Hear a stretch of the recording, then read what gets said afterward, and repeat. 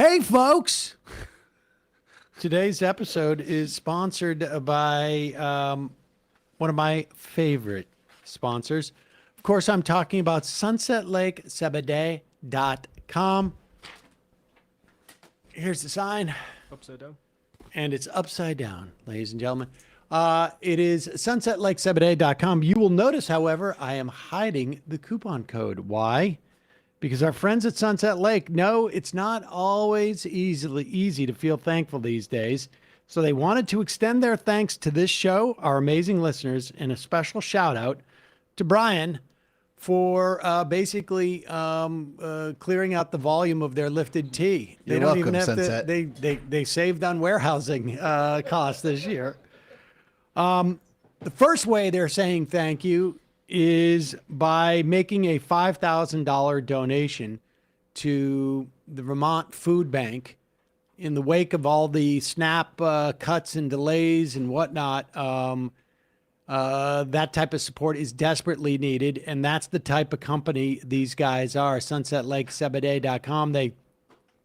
They are movement partners. They have donated tens of thousands of dollars in the years that we've been working with them to things like carceral reform and Planned Parenthood and refugee resettlement, strike funds. The list goes on and on. They're a great company. They have great farming practices, no pesticides in any of their Sebede products. They use regenerative farming technique to take care of the land.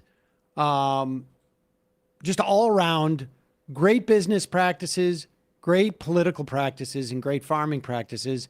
And it leads to really some great product. And right now, you can save 30% site-wide when you head to sunsetlakesebede.com.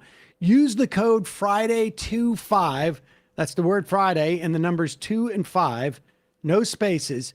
They've got tinctures that help you relax, tinctures that help you sleep, tinctures that help your dogs relax. They have gummies that help you sleep, gummies that help you relax, gummies with a little THC that help you have some fun. They have that lifted tea. It's amazing. Really, I would stock up on that for the holidays, frankly. But they also have smokables. They have Sebede fudge and coffee. All their products are great. And now, not only do you get 30% off with the coupon code Friday25, if your order is over $125, Sunset Lake's going to throw in a free citrus-flavored 750 milligram Sebede tincture. Head over to sunsetlakesebede.com. Use the code Friday25 to save 30% on all their wellness products for people and pets. Sale ends December 1st at 11:59 p.m. Eastern. See their site for full terms and conditions. And also sponsoring the program today, it's getting towards the holidays, folks. So we got a lot of ads, and they are timely. One of our sponsors today is Naked Wines. What is Naked Wines? It is the best way for you to buy wine. It is some of these bottles are going to be served at my Thanksgiving dinner. You walk into a grocery store, you walk into a packy, you're like, what wine should I get? I have no idea. Then somebody comes over, you don't know if they're telling you they're making up stories or if it's just like this is a wine they need to move. And so they pretend it, I don't know, it was that it's nutty or roasted, whatever. It's very difficult sometimes to assess wines. And I'm done buying wine that way. This podcast is sponsored by Naked Wines. Naked Wines is a wine club that directly connects you to the world's best independent winemakers. So you get world-class wines delivered straight to your door. The huge benefit is they cut out the middleman. So the wines are unbelievably reasonably priced, and particularly at a time where wines are going through the roof. You can use our code MAJORITY for the code and the password at nakedwines.com, and you will get $100 off your first order. That's 6 bottles of wine for just $39.99. There's your Thanksgiving dinner. Unless, of course, it's around my house, in which case you need 12 bottles, but that's all right. It's a little bit tougher for us to get through the whole dinner. They've got some of my favorite naked wines that I've had recently was a Tuscan that apparently has Sangiovese, Merlot, and Cabernet Sauvignon grape in it. They've got I had a Shiraz that was from France. I'm a Shiraz and a Sangiovese and that Tuscan type of guy. But they have all sorts of wines. Whites, reds, Cabernets, big wines, smaller wines, mellow wines. It just makes it so easy. And for those who've listened to the program for a long time know that my sister is a bit of a wine snob.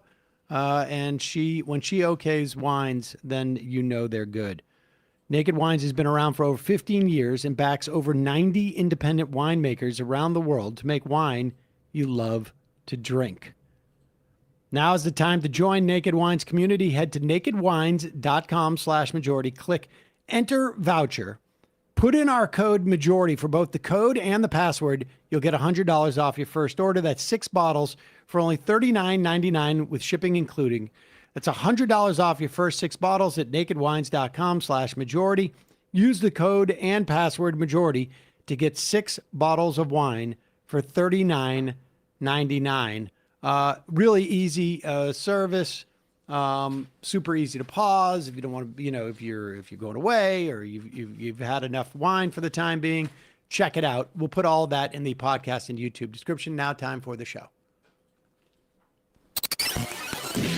The Majority Report with Sam Seder. The destiny of America is always safer in the hands of the people than in the conference rooms of any elite. Sam Seder. They are unanimous in their hate for me, and I welcome their hatred. We must guard against the acquisition of unwarranted influence, whether sought or unsought, by the military-industrial complex. The Majority Report with Sam Seder.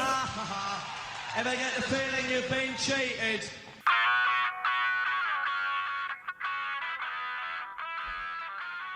It is Wednesday, November 19th, 2025. My name is Sam Seder. This is the 5-time award-winning Majority Report.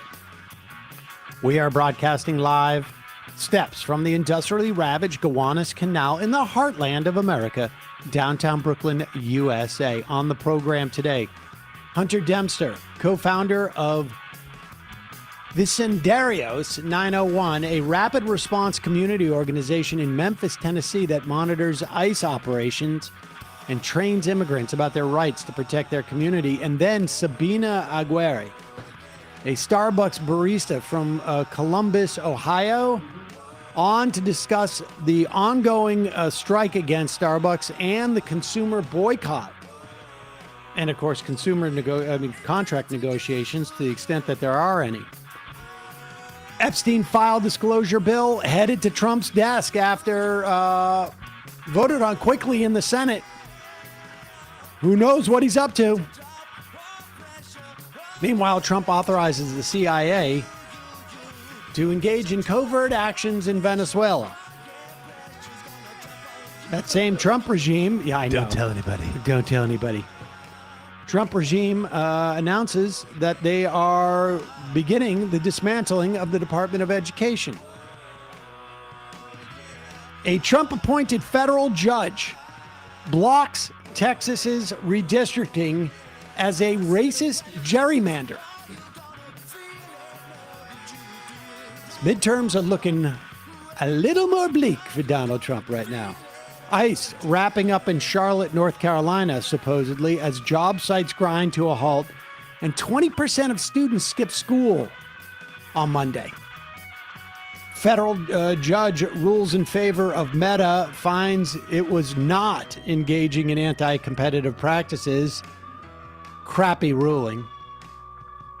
Republican Texas Governor Abbott declares a Muslim civil rights group as a terror organization. New polls are out. Trump's approval at the lowest ever of this term, according to Reuters. And according to Marist, Dems are overperforming in generic head-to-head polling. They're now around 2017 numbers. Government publishes partial jobs numbers, but it shows a sharp increase in the unemployment rolls. All this, more on today's Majority Report. Welcome, ladies and gentlemen. It is a Wednesday. It is Hump Day. Emma Vigeland out today. However, I have paid her a license fee to use that coinage of Hump Day. I don't know if you knew this, Brian, but she came up with that Really? saying. Yeah. I've heard that for a long time. Yeah, she said it. She came up with it a long time ago. Good for her. Yep. Why is she still working? I know it. She didn't do a job in actually getting it trademarked or whatever it is. We got a lot to get to. Donald Trump is becoming increasingly agitated. Listen, I've been down this road too many times to get too, out in front of my skis, with this stuff. Trump apparently is going to sign the law that will supposedly force the administration to release the Epstein files. I am sure we're going to get a version of it that is going to be so redacted, it's going to look like, I don't know. If I walked into the ring with Mike Tyson at the peak of his powers, my face would be just empty of teeth. We're going to see that type of redaction on this. The only names that are going to be there are going to be Democrats, would be my guess. Nevertheless, he's clearly irritated by this. And he also, I would imagine, is even more irritated today after that Texas ruling, because his chances of holding the House, regardless if the Texas ruling holds and California continues with their gerrymander, because this one was struck down, not because it's a gerrymander. You can gerrymander to the full hilt, according to the Supreme Court, but you cannot do it based with a racial intent. And the judge made it absolutely clear, the Trump-appointed judge, that it was. We'll get into that in a bit. So many rules. But Donald Trump is so agitated these days, and he has welcomed really the guy who has put hundreds of millions, if not billions, into his pocket and is going to be putting billions more to the White House. He's got him surrounded in gold lame. And then someone has the indignity of asking a question that, of course, the most obvious question to ask at that point. What number is this? Trump is asking the question. It is ABC's Mary Bruce. We got two questions she asked, and watch this. Fit to our need in Saudi Arabia and fit to our investment strategy. Mr. President, is it appropriate, Mr. President, for your family to be doing business in Saudi Arabia while you're president? Is that a conflict of interest? And Your Royal Highness, the U.S. intelligence concluded that you orchestrated the brutal murder of a journalist. 9/11 families are furious that you are here in the Oval Office. Why should Americans trust you? And the same to you, Mr. President. Now, who are you with? I'm with ABC News, sir. You're with who? ABC News, sir. Fake news. ABC fake news. One of the worst in the business. But I'll answer your question. Thank you. I have nothing to do with the family business. I have left, and when I've devoted 100% of my energy. What my family does is fine. They do business all over. They've done very little with Saudi Arabia, actually. I'm sure they could do a lot. And anything they've done has been very good. That's what we've done. We've built a tremendous business for a long time. I've been very successful. I decided to leave that success behind and make America very successful. And I've made America more successful by far than it ever was, and that it ever could have been, no matter who was president. There would be nobody bringing in $21 trillion, that I can tell you right now. As far as this gentleman is concerned, he's done a phenomenal job. You're mentioning somebody that was extremely controversial.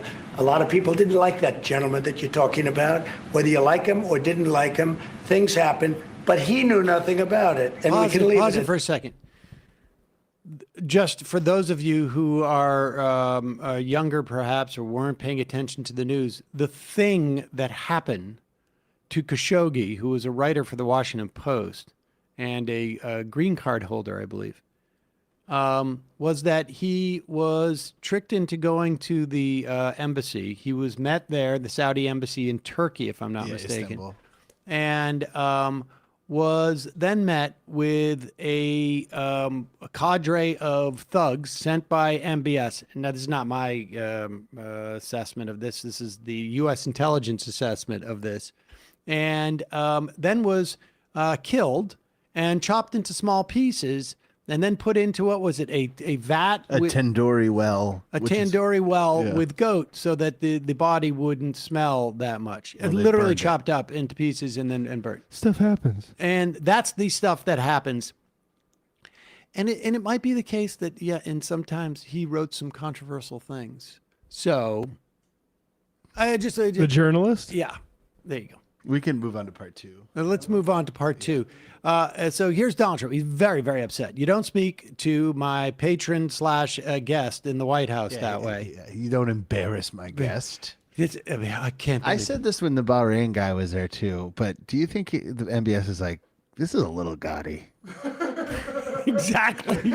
A little. Tone it back. A little too much. And he's probably also thinking like, wow, this guy really is kissing my ass. Yeah.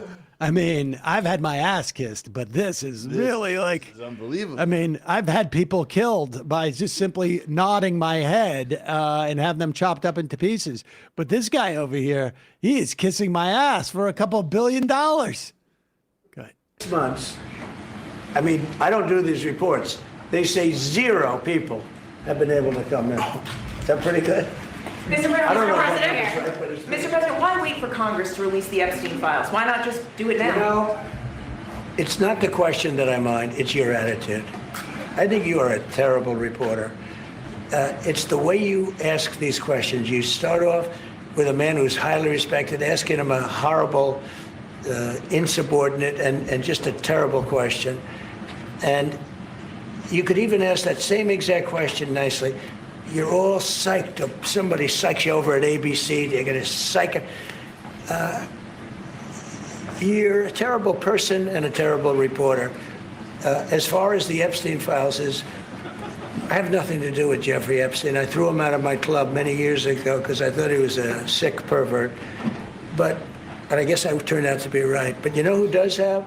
Bill Clinton, Larry Summers, who ran Harvard, was with him every single night, every single weekend. They lived together. They went to his island many times. I never did.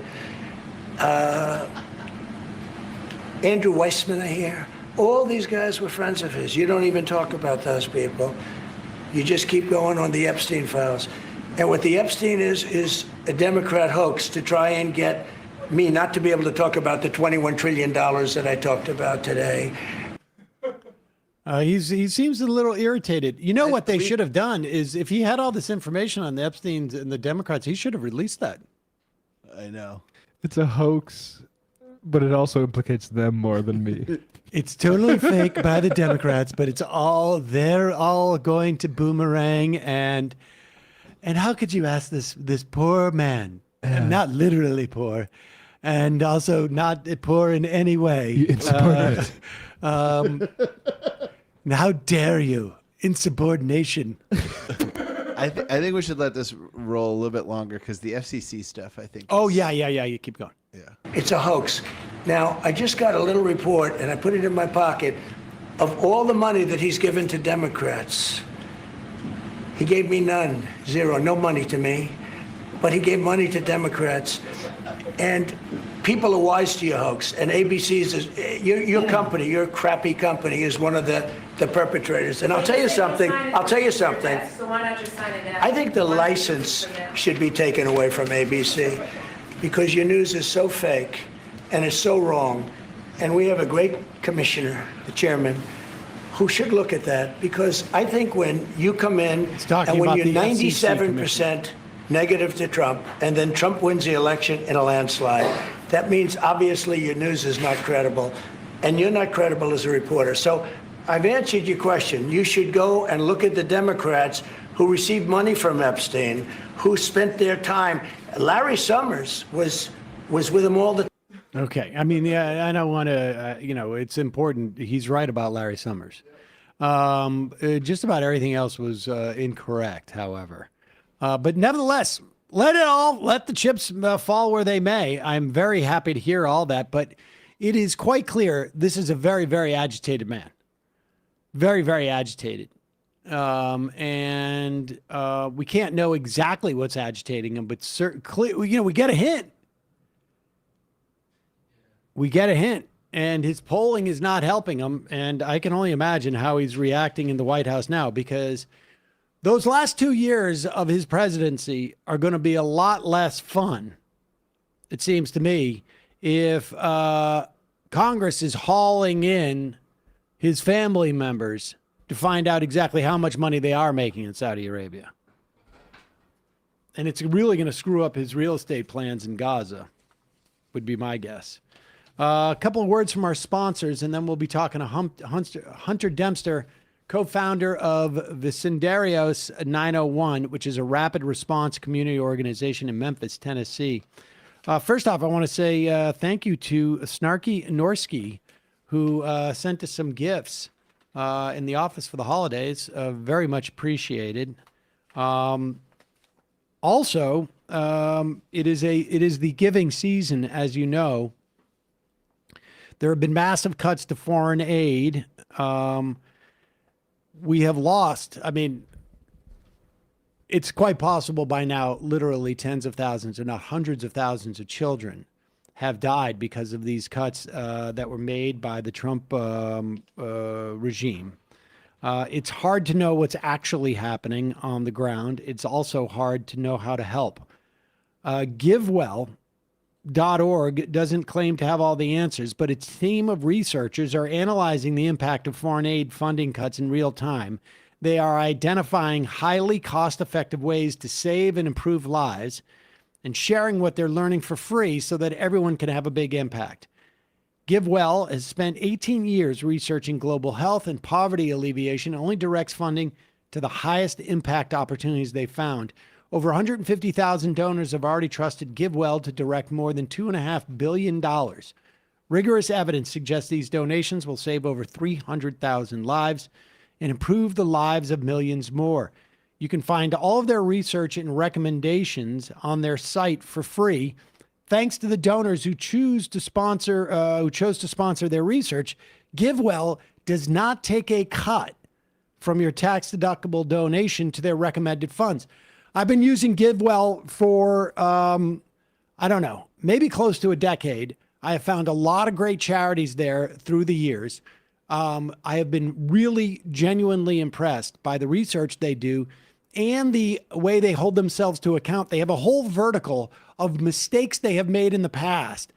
The mistakes are a little sniggly, but I really appreciate that they hold themselves to account on these mistakes. It may be in some type of analysis they did or something to that effect, or just in leaving out some citations or whatever. But they really do rigorous research. It is funded by donors. So all of the money you give goes directly to these charities. And you can see exactly why you would give to any given charity. I found Give Directly from them. I don't know if Give Directly is one of the ones that they are focusing on now, but I found a lot of great charities through there all over the years. If this is your first gift through GiveWell, you can have your donation matched up to $100 before the end of the year, as long as matching funds last. To claim your match, go to givewell.org and pick podcast. Enter the Majority Report at checkout. Make sure they know that you heard about GiveWell from the Majority Report, and you will get your donation matched. Again, that's givewell.org. Enter the Majority Report to donate and or to find out more.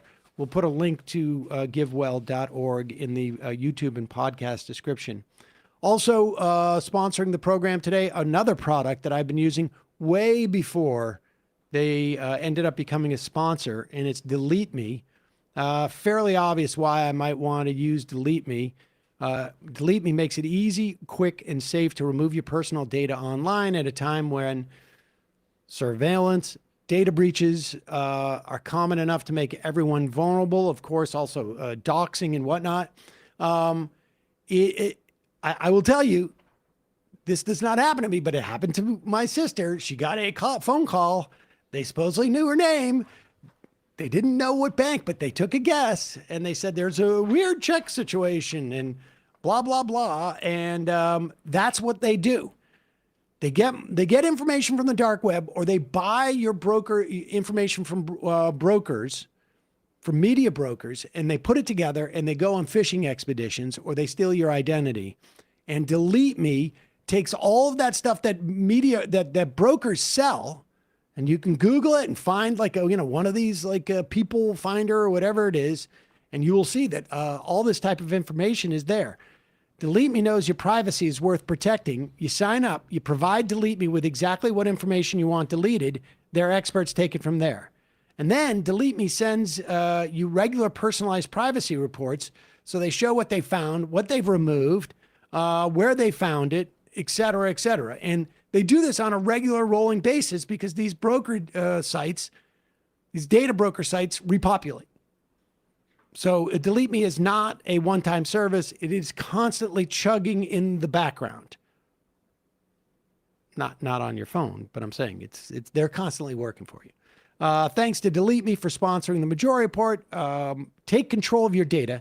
Keep your private life private by signing up for Delete Me.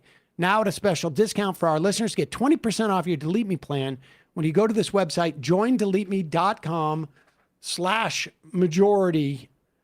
That is joindeleteme.com/majority. Use the promo code majority at checkout. The only way to get 20% off, go to joindeleteme.com/majority.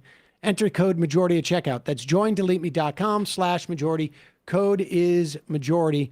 And lastly, sponsoring the program today, Z-Biotics.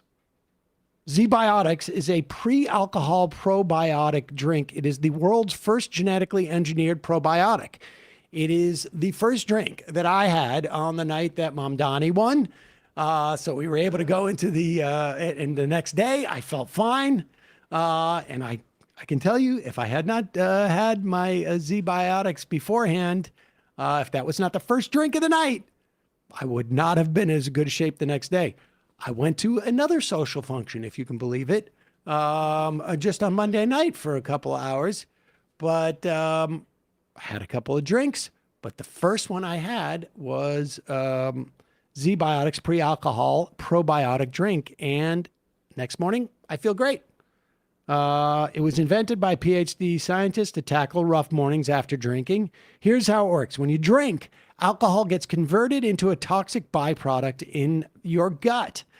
It's a buildup of this byproduct and not dehydration that's to blame for the rough days after drinking. And what pre-alcohol does is it produces an enzyme to break this byproduct down.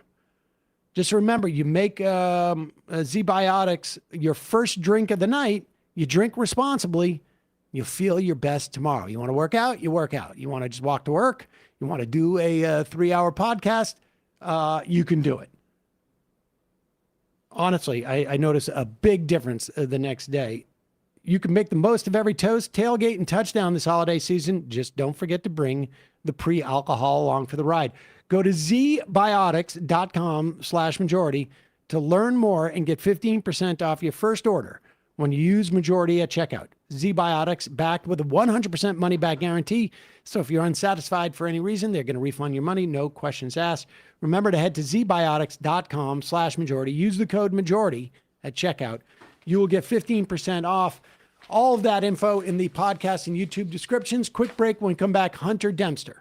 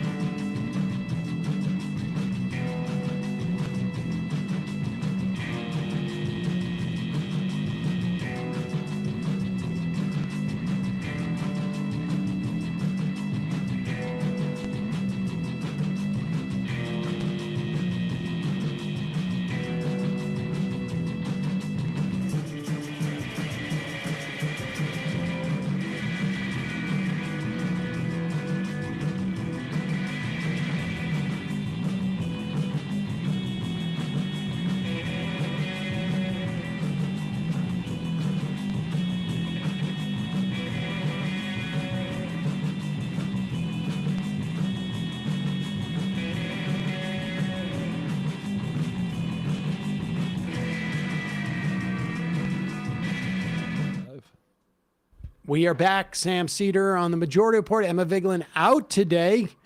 Joining me now, Hunter Demster, co-founder of Vecindarios. Did I say that right? I'm sorry. Say again. Vecindarios. Vecindarios 901, which is a rapid response community organization. It's in Memphis, Tennessee. You guys monitor ICE. You train immigrants about their rights to help protect your community. Hunter, welcome to the program. I want to just show a couple of clips of, I think you are shooting most of these things, but I think we'll play a couple of them. It gives you a sense of what you're doing. And I have to say, like, I was really, really impressed. Like, you're all over the place. And I want to ask you about this, but here, we'll play these clips. They just pulled up. Right. So if you heard them, all these agents roll up for some folks playing cards. We got TBI.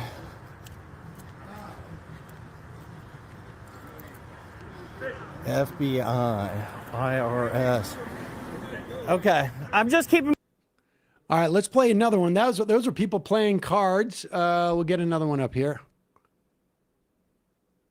Here we go. So we got a call from a family terrorized, hiding in the closet because 100+ agents showed up at their house.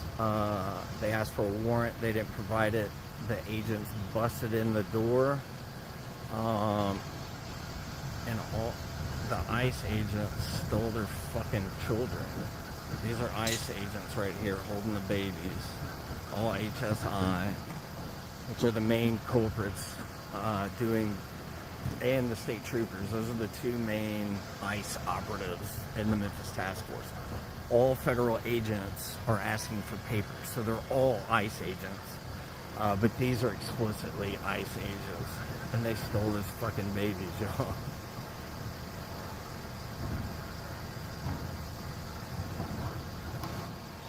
It's time to stand up and fight back. Fuck no. All right, let's play one or two more. I mean, you could almost pick them from that list in random. No, go to one more. Yeah. What are you saying? Step back. Lawful order. How do I know you? Who are you? Are you law enforcement? There you go, lawful order. Yeah, he's putting his finger over his badge number, it looks like to me. But so Hunter, just give us a little backstory. How did you start this organization? Why did you start this organization? Well, I'm a co-founder. There was a group of us involved. I've been organizing for over 14 years now. And a good friend of mine, Maria Oseja, had been living in Colorado and moved back. And so the Vecindarios 901 is modeled after the Colorado Rapid Response Network. So we have a dispatcher who's on duty 24/7, and we train what we call confirmers across Shelby County in the city of Memphis. So if you think you see ICE somewhere, you call the number, or bilingual dispatcher will send a mass text blast to hundreds of people we've trained throughout the county. But yeah, and so we started this during the first Trump presidency when they were separating children and the uptick in ICE was going on, and it was something had to be done. I mean, these are my friends and family and neighbors that they're kidnapping. And so this new iteration of what's going on with the Memphis Safe Task Force, I don't think anybody was prepared for the level and the amount of federal officers and local officers involved in this. But we're just concerned citizens who lead with love, for lack of a better word. Well, I will say, we've been talking about this in the office. We've seen a lot of coverage of Charlotte. Obviously saw a lot of coverage of Chicago, a lot of coverage of LA. But for whatever reason, and I don't know if, I can Google the Memphis and see what's going on there. But it's not getting a lot of coverage. Tell us, like, what's going on there? Because I'm a little bit confused with, like, they sent in the National Guard. They ostensibly did it as a crime. Tell us how you understand what's happening and how long it's been going on for. So one of the biggest difference here in Memphis is Trump created the Memphis Safe Task Force. And what that looks like in practice is they sent 1,500 federal agents, 20 different agencies. This is sort of more like what they did in D.C. in a way. Yeah, I mean, I see more similarities with that than I do Portland or any of the other cities. But one of the biggest differences, our Republican governor, Bill Lee, also sent in 300 troopers, our local sheriff's department, who are part of the 287G program. So what they're doing is mass pullovers more than anything else. And so the realities is the two biggest Hispanic neighborhoods, one of them I live in the heart of, all those agents are just surrounding these neighborhoods and staying on the biggest streets. And so they are racially profiling. They are driving around looking for anybody that has brown skin. And so the stops are always instigated by a Memphis police officer, a Shelby County sheriff, or a state trooper. And they are being followed by between 1 and 10 unmarked cars with 2 to 4 federal agents inside of each car. Oh, jeez. So after the state trooper pulls you over, you're surrounded by 10, 15 federal agents demanding your papers or just yanking you out of the car to begin with. So why do they need I mean, it sounds like there's some type of, I don't want to say fig leaf, but is it that the state cops or the county sheriffs have authority to pull over? They have the authority to do these sort of like rolling, I don't know, stops. I mean, why do they need the cops to be doing that part of it? Well, I think from my understanding, it boils down to federal law. If you're a federal agent, you have to enforce federal law, and I'm not sure having a broken tail light falls federal purview. And it's also a way that they're skirting the responsibility. Like, we have a Democratic mayor and a police chief who says we're not working with ICE. And so when they do the pullover and then they go, well, it's out of our hands. The federal government can do whatever they want. Are the local police doing the pullover, or is it the state cops? All three. Oh, geez. Okay. Yeah. So they pull over and they say, like, we're just checking your registration or your tail light or something like that. The person speaks in Spanish or says their name, and the ICE guys come in. That's probable cause because you sound like you have a Mexican accent, or that you have a Latin last name or something like that. Absolutely. And the state troopers explicitly have that 287G contract. So most of them have been trained in the immigration enforcement. And when there's different percentages where if you have this many officers doing immigration work, the work of ICE agents, they pay that state trooper's entire yearly salary, and there's bonuses and up to 25% overtime. And I think it's very relevant that Core Civic, the largest for-profit prison industrial complex, is based here in Nashville. So that's why I'm not surprised to see the state trooper picking up the bulk of the racial profiling going on.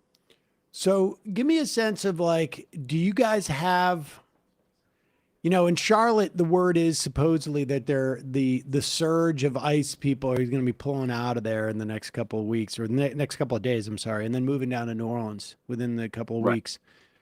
Do you have any sense of a timeline for Memphis, or it just seems like they've camped out there because they have such a, they have this integration that it doesn't feel like we've seen in other places? Right. So two things. One of them is I have a video recording of a woman who was pulled over speaking to a Border Patrol agent. And he said that they would be here until November of 2026. So we got a whole nother. And then, there's 1,500 agents filling up the hotels around the city. And a lot of the migrants who work there have messaged me and told me that they paid for their rooms for an entire year. So this is going to be a long game strategy for us. All right. Wow. I get a lot more questions here. Before we get to how these type of things can be started in other communities, like how are you guys planning? And I would imagine on some level, like there's some stuff that you don't want to necessarily talk about. And obviously if there's something that you don't want to talk about, just don't talk about it. Because the idea that somebody in one of these offices would watch this video and get, some tips as to what you guys are planning, obviously, they can go at themselves. But what are you looking to do that is quite clear to the public at this point in terms of like scaling up and how, what do you need other people to do to help you to do that? Right. I mean, to some degree, we're watching the watchers, we're watching the police. You can see a physical change when you have that camera on them, for one thing.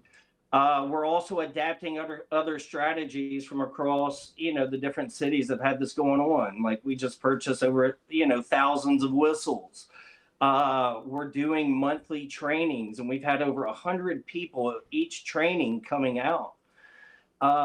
And I'd say volunteers, and it's not just going out and filming the police and confronting the police. Like the one video that you showed where the ICE agents were holding the two toddlers, they literally launched tear gas into this house, and they did not know why. Like I looked in one of those videos, there's an FBI agent who said, we didn't know what was going on, you should have told us. And we're like, they demanded a search warrant and you didn't give it. But anyways, what comes with that is helping these families after people are taken and deported. We got a call last week where a mom and a dad got pulled over for a broken tail light, sent to an ICE facility. That evening, we get a call from a babysitter who was getting paid to watch their 4-year-old who could not keep the child. So we're not only plugging them in with attorneys, there's sometimes childcare involved. There are graphics. There is dissecting all the data that we have. There's 8 helicopters, including a Black Hawk, that is circling the whole city overnight, correlating that to the calls there's an endless amount of help that we need. So you can follow us on Vecindarios 901 on Facebook or Instagram, or message us. And are you guys doing anything like, car repair? I would imagine like if people are getting pulled over for, a cracked headlight or a headlight that's out or something like that, fixing people's cars is a great way at least to, provide some level of protection. Since this occupation began, a coalition has formed called Free the 901, trying to end the occupation. And one of the groups is called Decarcerate Memphis. And I was also a co-founder of that group, but we actually have a brake light clinic coming up this Sunday. So it's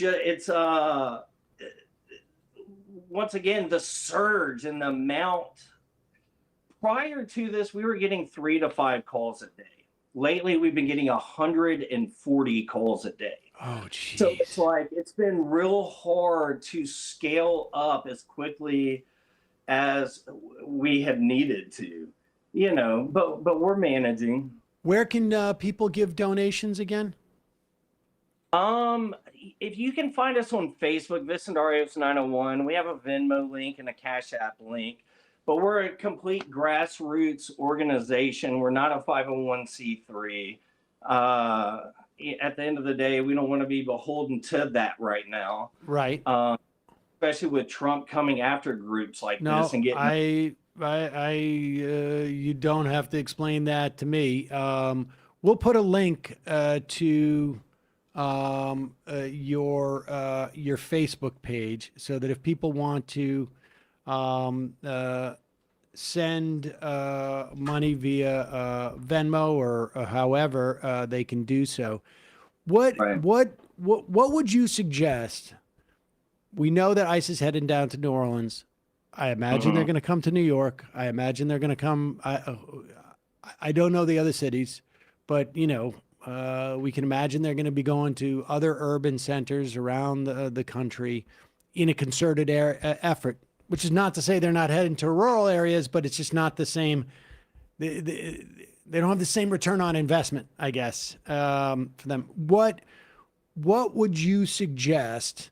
Because I imagine your hands are full right now in terms of like dealing with your own crisis in your city. So you don't necessarily have the time that you would have had 6 months ago to help people set up their own versions of this. But is there what are the, I don't know, 3 or 4 basic things that people need to do? Is there any type of document out there that somebody has that anybody ever put together, like for a playbook for this? If somebody go ahead. I mean, yeah, and there's several groups. Like before all these feds came into town, I was on calls with LA and DC. So, if you're an organizer, these resources are out there. And even though we're dealing with all this and we're all overwhelmed in that capacity, this is what we do. And we are happy to pass on information. So once again, just DM the Facebook post or Vecindarios901@ProtonMail. Email us. We're happy to share these resources and plug you into these other groups that help build us up and that are helping build us up.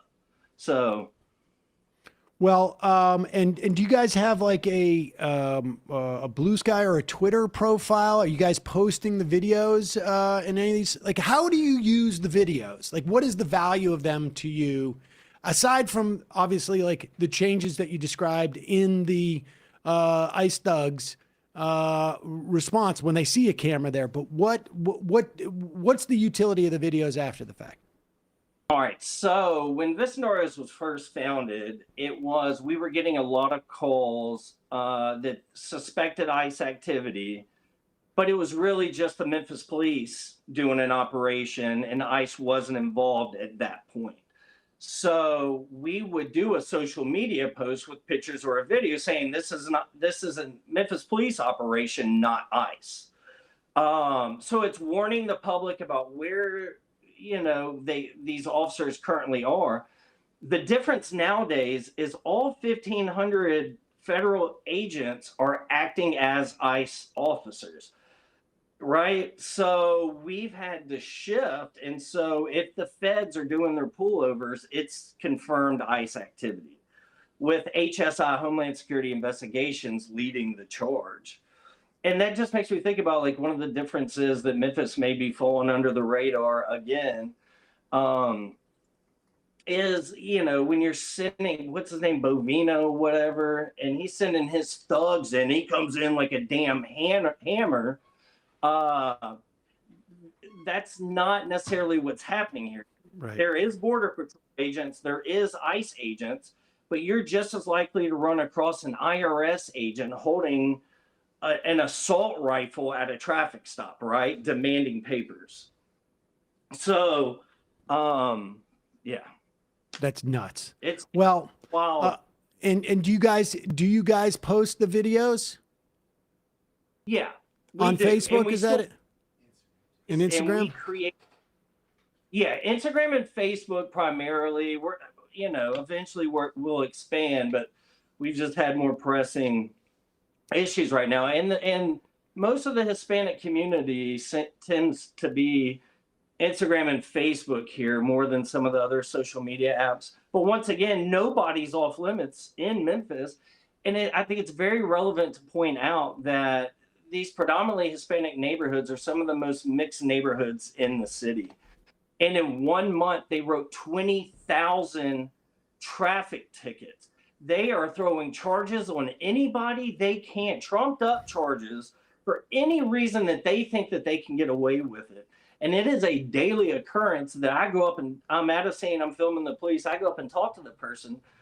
They say that I got pulled over for expired tags. I go look at the tags, they're not expired. They say I got pulled over for broken tail light, their tail lights are working fine. It is racial profiling. And Memphis is the poorest metropolitan city in the country. How in the hell do you think coming in and writing 20,000 tickets in 1 month is helping? People that have the money to fix their cars do fix their cars. The level of poverty in this city is, I think, foreign to a lot of people across this city. I run a soup kitchen day in, day out. And today, actually, I took off for this, but we'll serve upward of 350 meals today. And I'm having guests tell me that they're scared to come get lunch because they don't have the money to fix their taillights. We're at the past couple of weeks, we're averaging 2 deaths a week in our jail.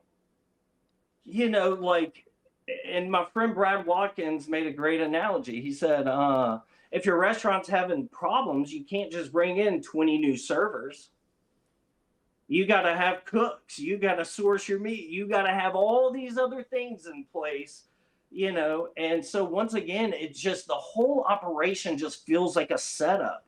We have a progressive district attorney that they're already trying to sabotage, even though they know that the initial traffic stops in themselves were illegal. So everything after that is going to get thrown out. They're already talking about putting systems in place to oversee our district attorney dismissing cases, you know. No investment into our jails, and people are suffering and dying. And an 8 to 12 hour booking process is now taking 3 to 6 days. You know, all right, let me ask you just one more question. No, I mean, what do you think? Is there some type of agenda, like sort of like second order agenda, or is it just like, why Memphis? What is the value to, do you think, the administration outside of like it? And the answer could just simply be Stephen Miller's a psychopath. He's a racist bigot. And this is where they can come in and they can roll up a bunch of Latino people and that's it. Like, do you think there's some other agenda behind this? Like, because I can't figure out the electoral angle on this. You know, people are saying they're staying till November 2026. They're going to end up being poll watchers.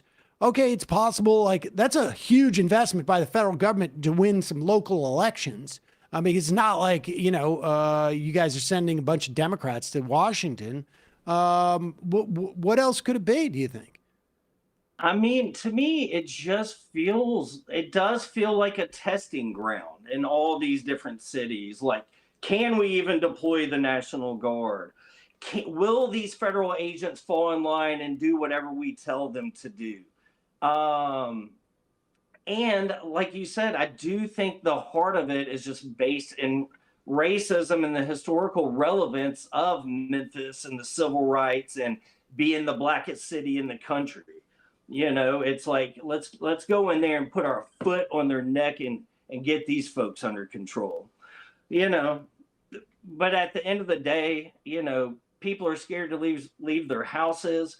Children are going hungry because they're not going to the grocery store because there's 700 feds in their neighborhood right now.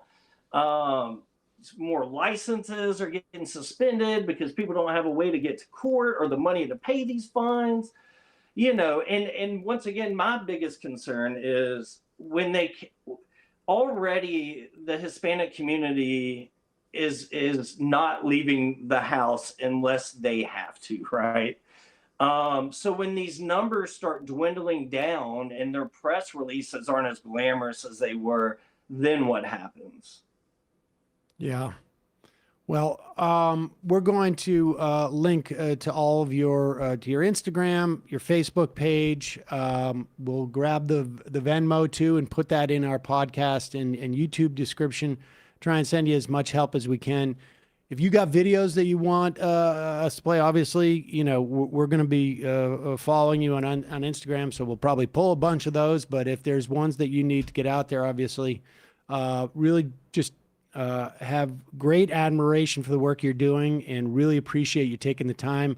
I know you're incredibly busy to come and tell us about it, and can't ask folks enough to make the effort to go send some help your way, because it sounds like you guys are going to need it for a while. I really appreciate you coming on and talking to us about it, and I really do appreciate and admire the work you're doing. Thank you. And shout out to Christopher for setting us up. He's your biggest fan. Well, really appreciate it. All right. Thanks very much, Hunter. Appreciate it. Bye-bye. All right, folks. We're going to take a quick break. When we come back, Sabina Aguerre, she is a Starbucks barista from Columbus, Ohio. She's going to talk about the strike and the consumer boycott of Starbucks. We'll be right back after this.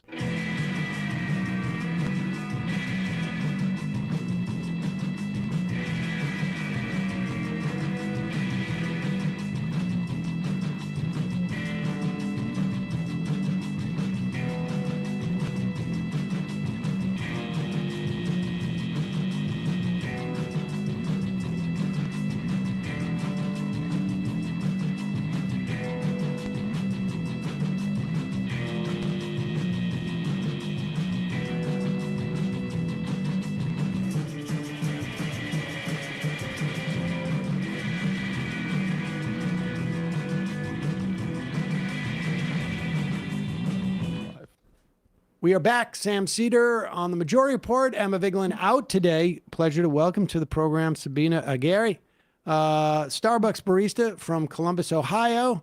Sabina, I have spoken to many folks who started the Starbucks union 3 or 4 years ago now, I guess. Back at the time they were doing that. And then as we start to see hundreds of unions form across the country, and then ultimately Howard Schultz takes a walk, and the Starbucks, during the Biden administration anyways, said, hey, we have respect for the union. We're going to recognize the union, and we're going to move forward. And then Trump comes into office, and all of a sudden I think they think, oh, wait a second. Maybe we can get away without actually giving you a contract. And I think, who was it that we spoke to 3 or 4 months ago? Michelle Eisen? Yeah, we spoke to Michelle Eisen. I think it was 7 months ago now. No, I think it's been about 4 months. Okay, 4 months, sometime I've lost my mind here, but, and she was talking, they were hoping that they would get a contract. Well, it appears that it hasn't. Tell us what's been going on. Yeah, first, I'm a huge fan of the show, guys. This is so crazy. I've been a big fan for a long time. Love you on Bob's Burgers. That's my goat. Thank you. I appreciate that. So let me go back to Michelle. First of all, I was talking with Michelle today. She remembers talking with you guys. She was very happy. And I would say, yeah, obviously the Trump administration taking control caused major cuts to the NLRB, and put a lot of people in the position where, CEOs specifically, in a position where they think they can take more advantage of their workers. But right now, I would say the campaign's more passionate than ever. If anything, they've just kind of galvanized our base for us. And we're still here, still with the same demands, and we're really excited. Okay, so walk us through what the demands are. And have you guys all, are all of you on strike, or how many are on strike? And then we'll also talk about the consumer boycott that that I think is underway too. But start with the demands. Let's start with that. So first, we got 3 major demands. It's going to start with our fair hours, fair wages, and then going into an end to the ULP strike, or the ULP outstanding cases. Starbucks has around 650 outstanding cases right now, and have been officially given the charges for 400, actually more cases. So they are one of the biggest violators of labor law in modern history. And I think that's something we should say. Those are the ULPs, I think you called them, are unfair labor practices. Yes. that Starbucks is engaged in. That means either they have punished people for organizing, or there's a whole host of things that could be considered unfair labor practices. And these guys are, I guess there's value in being a superlative. They seem to be number one. They are really good at violating the law, which isn't surprising when the company is run by super wealthy people. I don't think that's super surprising to anyone. Brian Nichols specifically making $96 million in 2024 alone for 666,000 times the average barista. I believe it was around there. Which, come on, guys. A satanic amount of profit. That seems like a wide gap. And cartoonishly evil. Right. Evil. I mean, this, we should just remind people that this basically just comes down to like your company has a certain productivity. And the question is like, there's a handful of people who are board of directors, the CEO, and they're basically just saying like, we're going to take any extra productivity that is squeezed out of this company, because the amount of work they're doing, if 100 customers comes into the shop as opposed to 50, you're working twice as hard as a barista. But if 100 customers come into that shop as opposed to 50, the CEO is doing the exact same job, but he will take 99.9% of every profit that comes in with those other 50 people. I mean, that's basically the bottom line, right? That's the dynamic. Yeah, I think it's really a testament to the disparity between the classes here in the United States. And I think right now our movement, specifically our unions movement, this season is really it's a stage for the average consumer and every barista, obviously within our union, to take part in this modern labor fight and to actually try to make tangible change with this wealth disparity. It's also an interesting time in that respect because the government is so hostile to labor rights. Under the Biden administration, it was probably the most pro-labor we've seen in administration, at least probably since the 1960s, I would imagine, off the top of my head. And to build this type of labor solidarity and also solidarity with the community here, because people can participate in this. Talk about that aspect of it.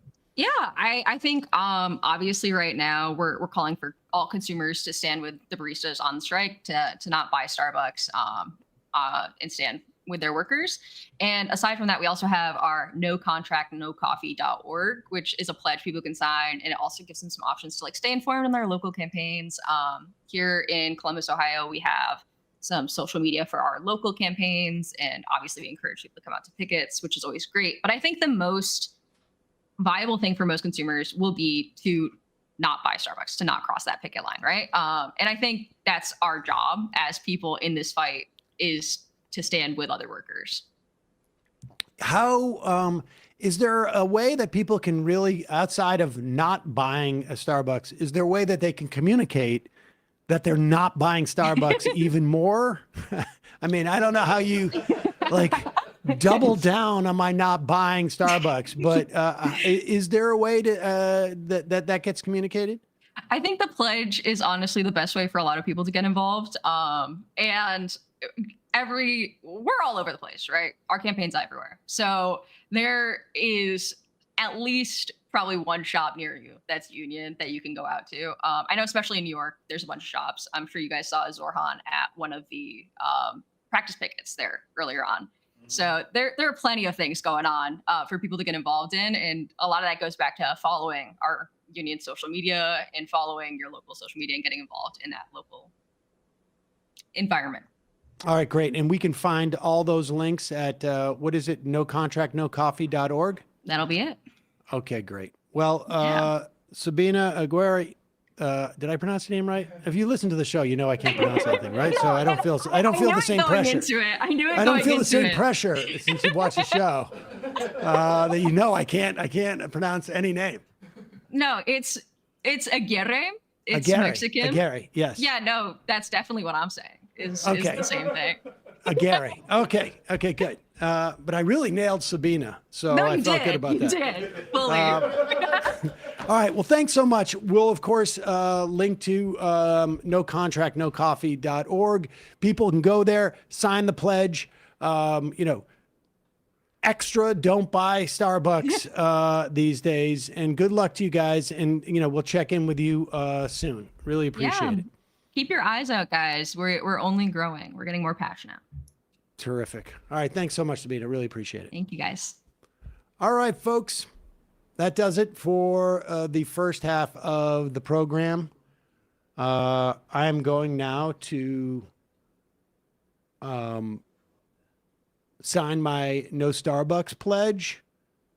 And then I'm going to Venmo the Vecindarios 901 some cash. In the meantime, I saw this the other day, and we had a partnership with Current Affairs for a while. I mean, we love the magazine. Just went through. We did sort of a cross promotion. I don't know if we're doing that anymore, but this is pretty awesome. In the wake of the New York Times, with an op-ed by Bret Stephens, the case for overthrowing Maduro. Like, they just contemplate this, like that it's okay for us to be advocating. It might as well say the case for doing something completely illegal and illicit. Well, yeah, you got to hear both sides. I mean, do you think the New York Times would ever have anybody, any op-ed with the title, "The Case for Stealing from Walmart," or "The case for putting a brick through Citibank's window"? The case for Palestine to assume control of all of Israel. I'm trying to think of something illegal, right? Just like patently illegal. But instead, they write the case for overthrowing Maduro. Incidentally, Donald Trump, I don't know if he took their advice, but this is a good read. He okayed CIA covert operations in Venezuela, which, yes, don't tell anybody. So Current Affairs posted this, which is fantastic. If you email us proof of cancellation of your New York Times subscription sent to help@currentaffairs.org, we will give you a free year-long digital subscription to Current Affairs. So you could cancel your New York Times subscription, subscribe, I guess, to the Washington Post, although it's not necessarily a huge upgrade. No, subscribe to the Financial Times instead. Subscribe to the Financial Times, and then for the price of your New York Times subscription, you'll have a subscription to the Financial Times and Current Affairs. People are putting in there the case for firebombing, AI data centers, the case for carjacking. Well, I mean, speaking of New York Times headlines, who do you think this headline from 1938 was about? A new Hitler. I'll just read it. A new chapter written in an amazing career. So, yeah. Are you effing serious? Adolf Hitler has risen from obscurity to a dominant position in the European scene. I feel like we see those all the time now, but that one seems to have missed the mark by this much. Yeah. You remember when they had, was it Tom Cotton or was it Josh Hawley? I get them confused. But Tom Cotton. About sending the troops and stuff like that. And people were like, well, it's a sitting, senator saying that. Shouldn't they publish it? It's like, yeah, and then the entire op-ed section should be, look at this fascist freak who wanted us to submit that, and who wanted that in our paper. Instead, it's like, well, it's both sides. I think Tom Cotton also. I'm sure they would. I'm sure if Bernie Sanders said, the case for hanging, the CEOs, the top 5 CEOs in Central Square. A defensive Luigi. Right. Unbelievable. Well, I don't know. I was very inspired by Hunter Demster. The work they're doing there is just awesome, and they're just the onslaught going from 3 or 4 calls a day to 140 calls a day.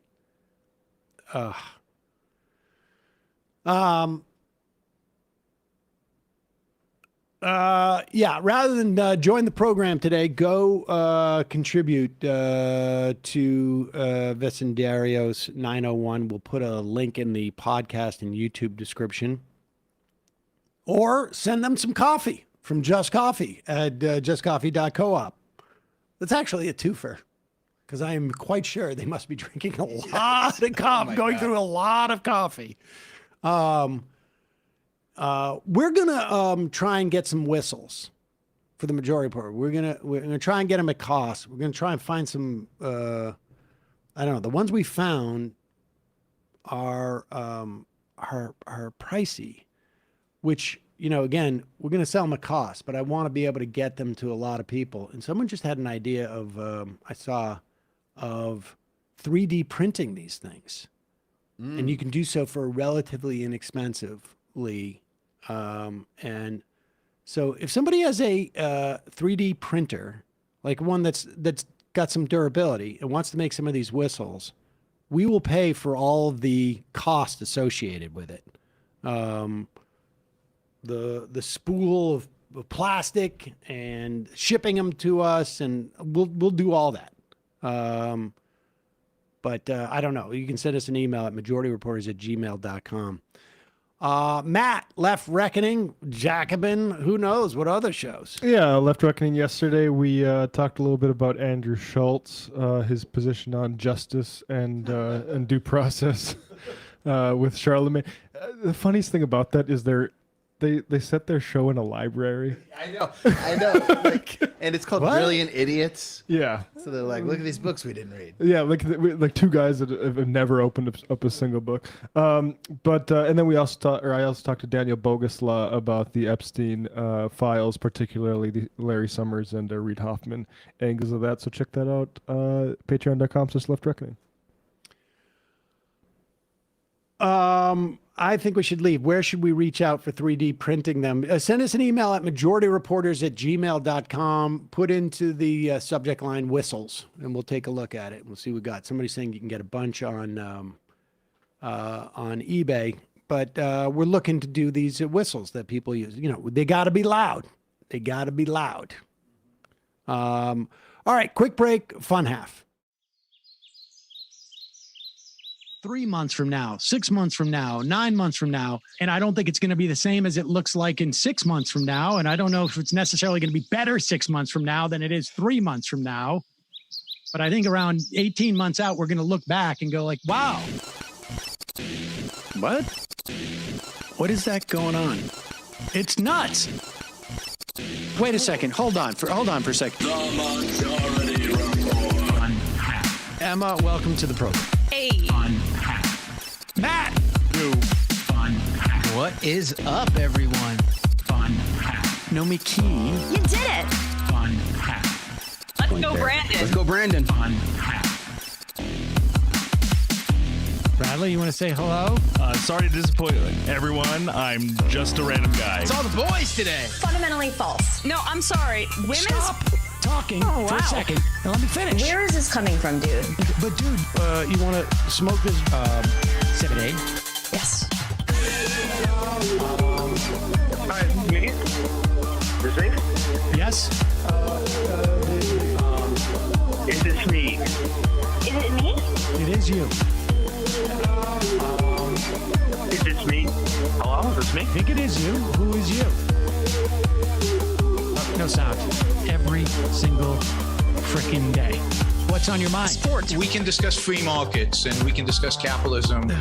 I'm gonna go throw up. Libertarians. They're so stupid, though. Common sense says, of course. gobbledygook. We fucking nailed him. So what's 79 plus 21? Challenge Matt. I'm positively quivering. I believe 96, I want to say. 857-210-35-501. 1/2. 3/8. 9/11, for instance. $3,400, $1,900. 6, 5, 4, $3 trillion sold.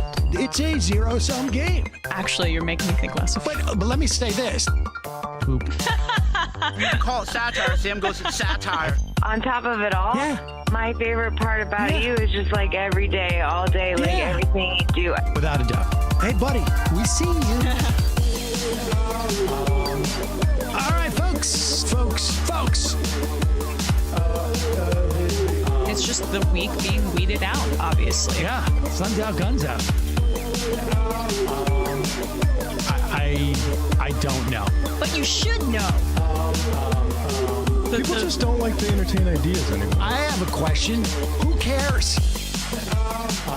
Our chat is enabled, folks. I love it. I do love that.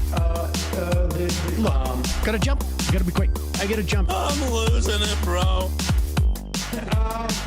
2 o'clock. We're already late, and the guy's being a dick. So screw him. Sent to a gulag? Outrageous. Like, what is wrong with you? Love you. Bye. Love you. Bye-bye.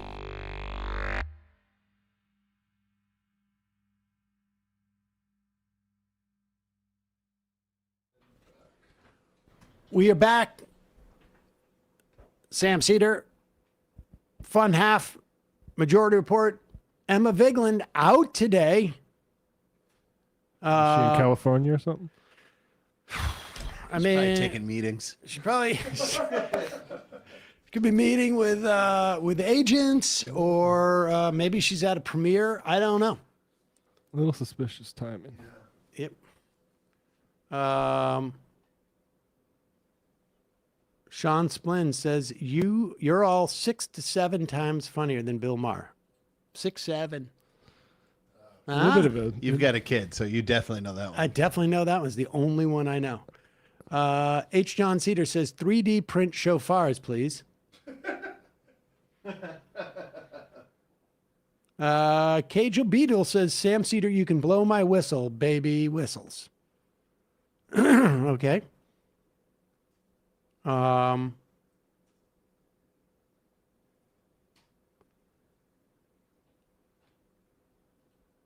Great.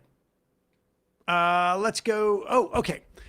So as you know, one of the things that Democrats were holding out for before 8 of them caved in the Senate to reopen the government was to reinstate the subsidies on the ACA that were added during COVID, which in many respects, COVID accelerated what was supposed to happen with the ACA.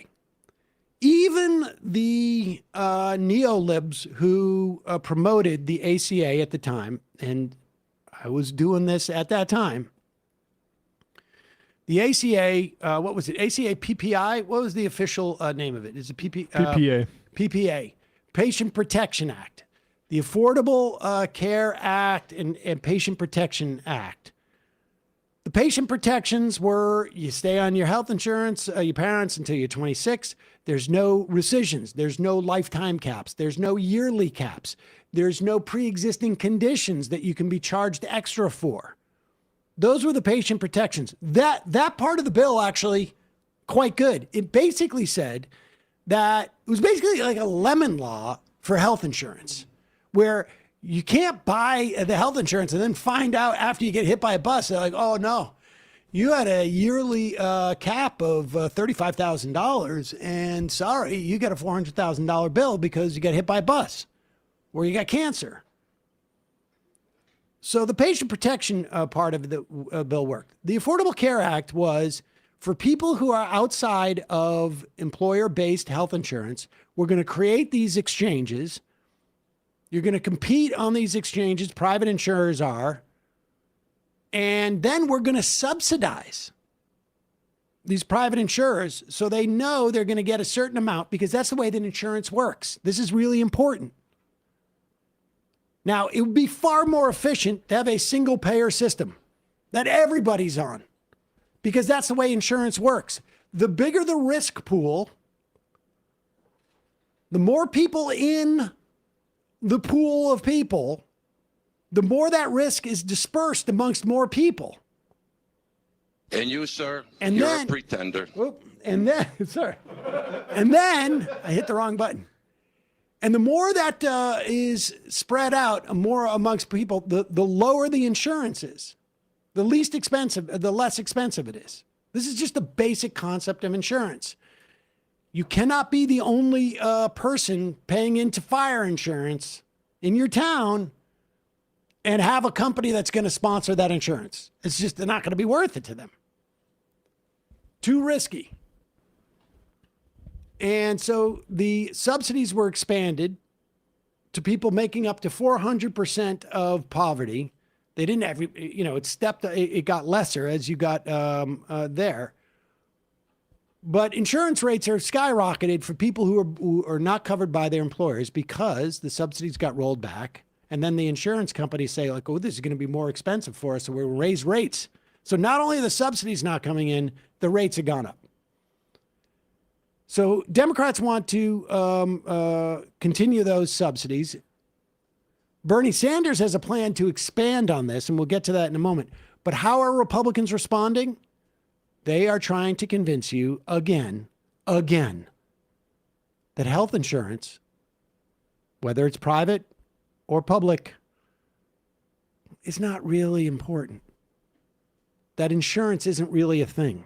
Here is Mark Wayne Mullen, senator from Oklahoma, trying to basically talk to you like you're a child.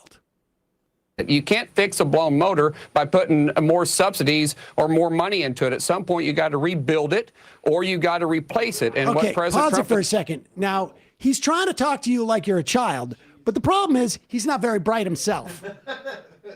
So, in fact, the way you fix a blown motor is, in fact, yes, to subsidize it by paying for someone to fix it. But so he's not great with metaphors, but we'll let it slide. Go back. He's a senator, not an author.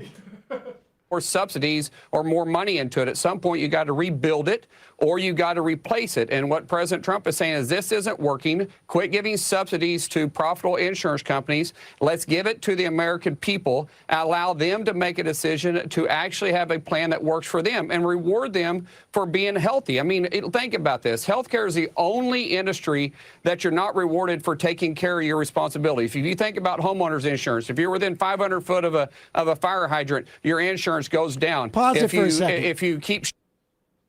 He's wrong. He's wrong. If you don't smoke, your health insurance rates are cheaper than if you smoke.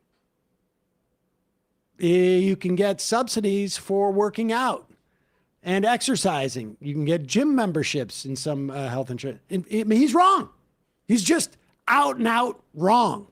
Not true. All right, go back a little bit. Go ahead. Them and reward them for being healthy. I mean, think about this. Healthcare is the only industry that you're not rewarded for taking care of your responsibilities. If you think about homeowners insurance, if you're within 500 foot of a fire hydrant, your insurance goes down. If you keep shrubbery away from your house, if you have fire protection inside your house, if you have an alarm system inside your house, if you have bars on your house, all this brings down your homeowners insurance. If you drive safe, you're not driving reckless, you don't get speeding tickets, your auto insurance goes down. In healthcare, it's one size fits all because of affordable healthcare. We want people to have choices, a choice that works for them. A 25-year-old that takes care of himself, that works out, that's not overweight, that doesn't smoke, doesn't drink, doesn't use drugs, and doesn't dip, shouldn't have to pay the same insurance premium as a 50-year-old that smoked his whole life, that doesn't work out, that's extremely overweight, and has bad health and bad personal choices. So what President Trump is saying, bring choice back to the healthcare market and give those subsidies to the American people. Let them have choices rather than the insurance companies forcing plans on us that we don't want. Okay. What he's saying is get rid of the patient protections. Because if you think the insurance companies are only going to basically say, okay, we're going to give you the same insurance product, but we're just going to give it to you less because you're 25. No, they're just going to charge other people more. A, and B, here's this dirty secret about being 25. That if everything works out, you're going to end up being that 50-year-old.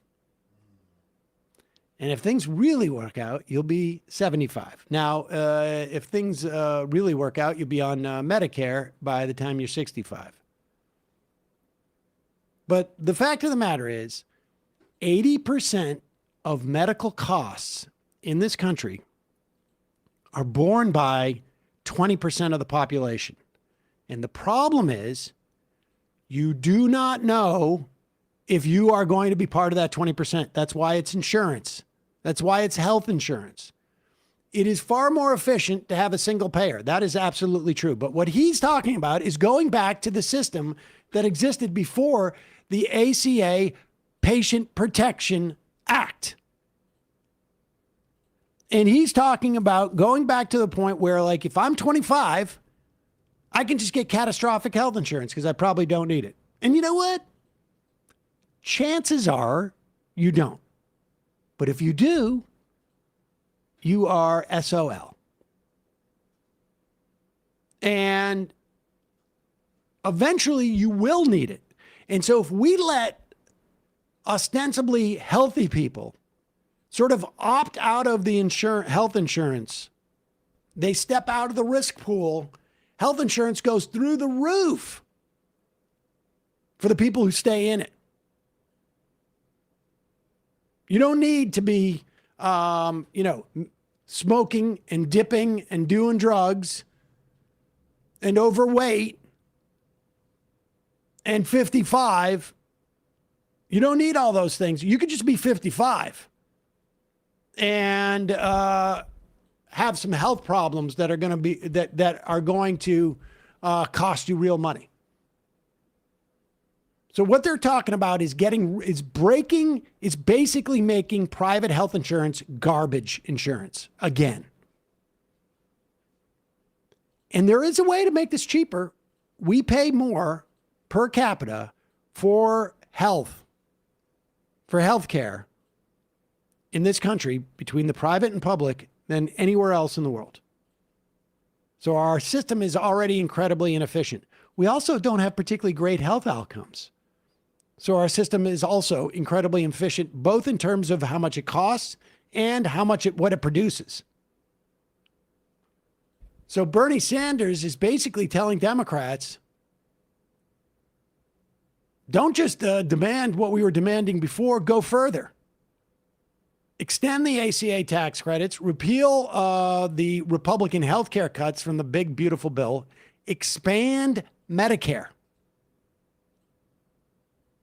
Lower prescription drug prices. He's trying to push this.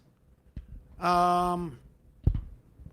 knows his Medicare for All proposal doesn't have full support in the caucus, but we can take steps in that direction. And he's trying to get Democrats to ask for more. And the fact of the matter is, like, look, we know this is not going to pass. Nothing's going to pass with the Republicans. But when the Republicans show up and say you don't need health insurance, essentially, which is what they're saying,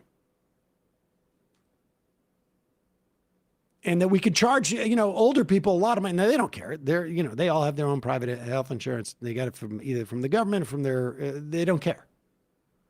Here's Trey Gowdy. New haircut. You may not recognize him. It's not? Oh, okay. That explains it. It's Mike Kennedy, Republican. Oh, okay. Oh, Trey Gowdy is okay. Yeah, there. Oh, okay. Whoa. There's Trey Gowdy interviewing himself if he had a different haircut. Live from Wonka's factory. Exactly. I don't know what's going on here. All right, here we go.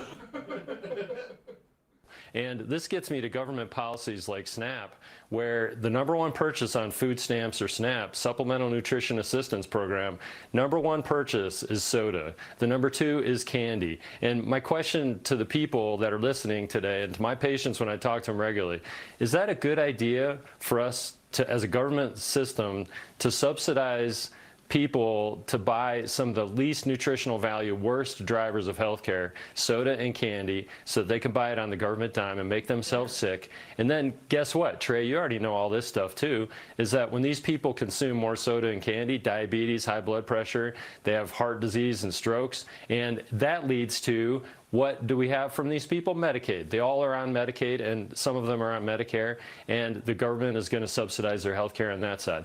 We know that anybody that goes to the emergency department is going to get care, and I've donated my time to a voluntary care clinic in Provo, Utah, in my district, that actually we give away free care on a regular basis, but health care should start with the individual, and that's why I'm a big fan of high deductible plans and health savings accounts. These actually fundamentally are things that are going to transform healthcare, and we need to promote those policies, which are actually going to drive people to take more account, not only for their own healthcare, but also for the cost of their healthcare. Well, like a good, smart doctor, you anticipated my last question, which is, if you could design a plan, what would it be? And I heard high deductibles. I mean, we don't expect our homeowners insurance to pay for every repair at our home, but for health insurance, for some reason, I mean, even paying a $20 copay gets people's eyebrows raised. High deductibles, and let the individual interact with the insurance company. That's what I hear you saying in terms of a plan for health care. Right on, and we're working on that as Republicans. Right on. Hey, is there anybody who in this country who doesn't interact with their insurance company? I need more interaction. The amount of interaction I have with my insurance company, you can't get like one reimbursement is just insane. That's the solution to the male loneliness epidemic. More interaction with Exactly. I mean, half the reason why people want to use ZocDoc is because it's so difficult to find, and it's rotating constantly as to whether your doctor's going to take the health insurance. If you end up doing the reimbursement side, you get less money back, and it's honestly like a second job. High deductible is a disaster for people. Rolling back patient protections, more interaction. First off, soft drinks are number one. Why might that be with SNAP things? Well, first off, 40% of folks who are on SNAP are children, and on top of which, it's the cheapest product that they sell in the bodega or the market. If you're in a city like Flint, it's probably a cleaner choice. Yeah. Milk is number 2. Ground beef is number 3. Bag snacks 4. Cheese 5. Baked bread 6. 7. Cold cereal. Candy's around 11. But it's also like the idea that our health outcomes are exclusively a function of eating is baby brained. Yeah, go ahead. And the Democrats lowered the cost of insulin, and Trump bumped it back up. Insulin's been around for 100 years. The idea that there should be more restrictions on SNAP and not fewer. There's already restrictions that are like some of the most heinous type of policy that we've seen, which is like you can't get hot sandwiches at a deli. You need to get the cold stuff. That's just ridiculous restrictions. Here's by the way, speaking of healthcare, here's a candidate with a good healthcare approach up in Michigan, Abdul El Sayed, which who everyone should support. What can I do to help you all in Congress when you all do get there to make sure that healthcare is affordable for the people in the state of Michigan? I'm going to say 2 things. Number 1, there is an incredible state-level Medicare for All analog called MyCare. So sign on to MyCare. You can talk to Representative Carrie Reingans, who's been leading the fight. It's a great piece of policy. I highly recommend being a partner in passing that. The second is persuasion. I think one of the frustrations that all of us have with the Democratic Party at this point is that they've kind of given up on persuading for anything. They run a poll and they say, where are people right now? And then they try to speak right into the middle of the poll. And the problem with doing that is you're not actually picking a righteous fight that gets people involved and gets them to pick up and move to where we want to go. But here's the thing. The Republicans, MAGA, they persuade. So everything that happens is we end up ratcheting in their direction, and then Democrats end up taking that as gospel and trying to speak to people right where they are. So as a state representative, even as a candidate for state representative, you are in the business of persuading. So don't just try and get everybody to think that they're going to like you because you like what they like, right? Because that's kind of the problem with politics right now. Instead, be willing to say what you're for and take it to the streets and have those conversations and win over hearts and minds on the truth. Our job is not to identify where people are today. Our job is to make popular what is right. That's the work of politics. So I hope you don't give up on that. Good stuff. Michigan, you'll have the opportunity to vote for him for senator. Michigan Democrats can make a very good choice. But the bottom line is this is what the Republicans are doing. They're going back. Remember, they tried to repeal the Affordable Care Act. How many votes did they have? Google this for me. I think it was 58 votes in the House to repeal the Affordable Care Act. The last time they did it, John McCain voted it down in the Senate. And if you go to www.itdoesnotexist.com, you will find the Republican health care plan. In fact, you don't even need to go to the website because that website doesn't exist. There is no Republican health care plan. Never in all my the Obamacare push in 2008 was probably the first time I started following politics on a daily basis with like the RSS feed and stuff like that, and it was all about the ACA and pre-existing conditions. And Republicans have never, in my entire conscious political life, had a healthcare plan, except this is like vague gesture towards savings accounts.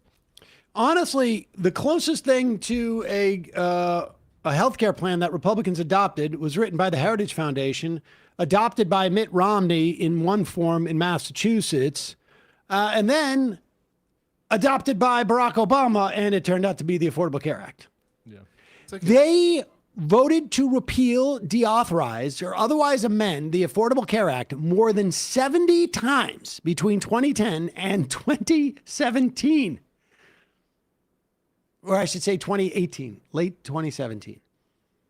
And they have no health care plan. Here's the thing. Democrats don't really have much more of a health care plan either, because we are right at the precipice where there's only one more obvious plan. And it's a large it's basically a principle. You could go in and you can massage and you can have different variations of this. But the only alternative to what we have right now is a single payer healthcare plan. You can argue about the contours of that. You can argue as to whether private insurance should exist anymore or not. How do you obligate doctors to actually opt into this public healthcare insurance if private insurance still exists? There are different ways in which you can massage this. But at the end of the day, there's really only one other type of like large scale reform that you can do. And that is to have the government pay for health insurance. We already do it for almost 1/3 of the population. Between Medicare and Medicaid and CHIPS, the government already basically pays for the health insurance of 1/3 of our country. All right, let's take some phone calls. Let's do this. If this is working. Don't try and call yet. All right. All right, people. Oh no. Okay, yeah. California Resistance. Sam, on Medicare Advantage, they throw all kinds of free health prevention things, gym memberships, wellness checks, dentist checkups, and also cash on a CVS credit card for health and vitamins. Yes. Now, Medicare Advantage, not a huge fan of, because they overcharge the government. I mean, this is so obvious. This is so obvious. Do you think a private fire department that covered everybody, private fire department, is going to be more efficient? Because the board of directors and the stockholders in the fire department, they need to make 20%. So whatever that revenue is, they need to make 20%. Health insurance is obligated because of the ACA, PPA, Patient Protection Act, to spend 80% of their premiums on actual health and on providing health care. That's the reform. So 20% can go to marketing and profits. Medicare, on the other hand, spends 3%. That is almost 1/5 of the cost. You're lighting it on fire. You don't need it. Steve, can I get a shofar for my wife's birthday? Yes. Happy birthday, Steve's wife.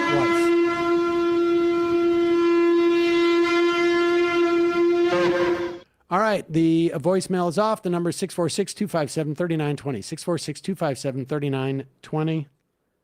646-257-3920.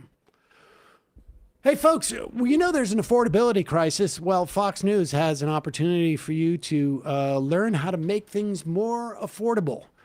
Here is a special tip from Fox News on how to save money this holiday season. This is a good one. I had not considered this. Budget, budget, budget. You need a plan. Also, remember, adults don't need gifts, okay? Focus on the people in your life who are age 3 to 18. Grandma doesn't need slippers. If they don't live by you, don't get them a gift. Now's not the time to spend and break the bank sending packages across the country, Dana.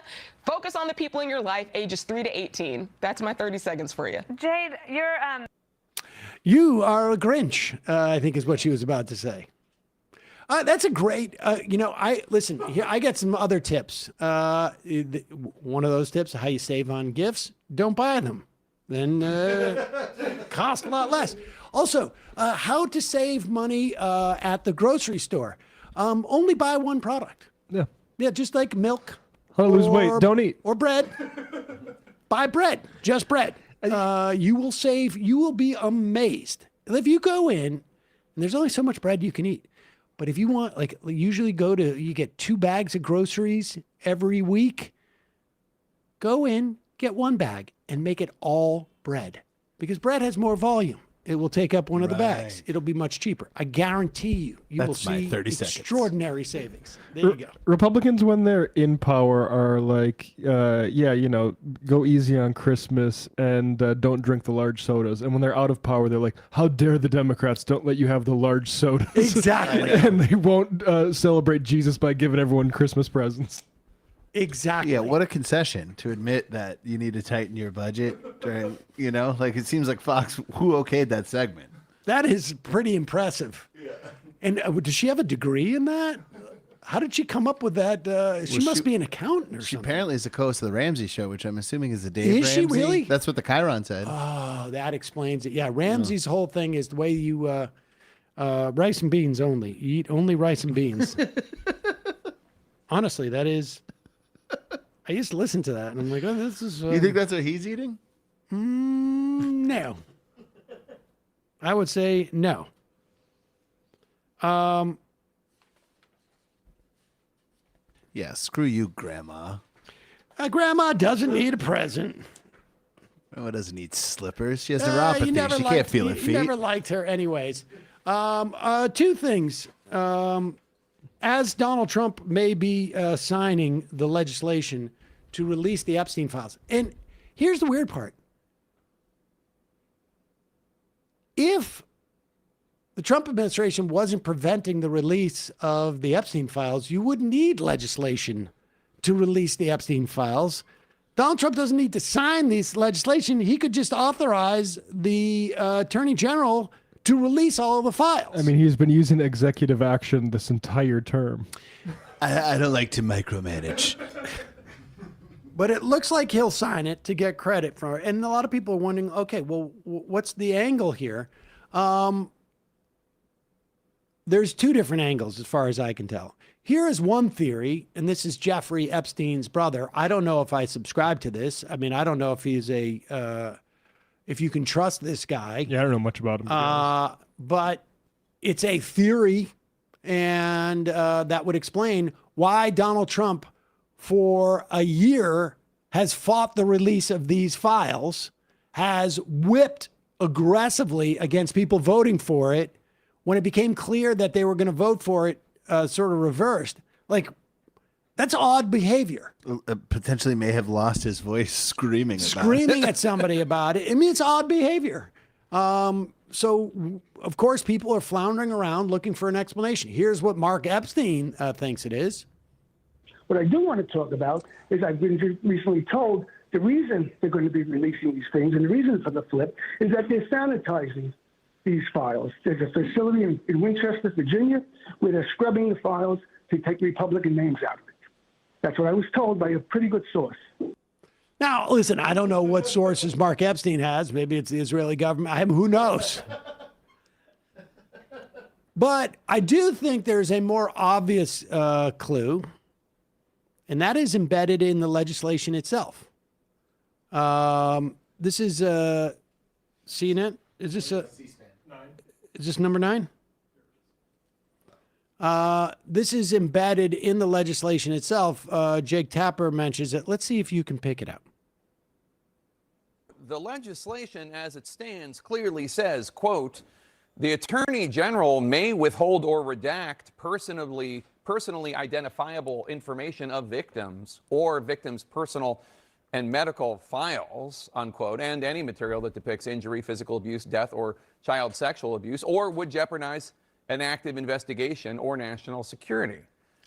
Okay, so now Tapper is reading that off because he is refuting the arguments that Republicans were making and Johnson was making up until like 2 days ago, that this is not good for the victims. And the victims themselves supported the legislation. So Tapper's saying, like, that's strange because it says that the Attorney General can redact that. But the real issue is that the Attorney General has the ability to redact or withhold any material that would jeopardize an active investigation, so she could start an investigation, or national security. And guess who gets to decide whether something jeopardizes national security? Oh, I'm the president. I get to decide that. It's fun to stay at. This is bad for national security. Republicans are good for national security. Democrats are bad for national security. So publishing the Democrats would be good for national security. Publishing the Republicans would be bad for national security. I mean, that's what's going to happen here. Let's be clear. And I would just point out this headline from Bloomberg several months ago, July 2025. Bondi has been failing Epstein's victims for years. She built her brand on protecting survivors, but when it came to Florida's most notorious sex criminal, she looked the other way. Oh, do say. What a shocker.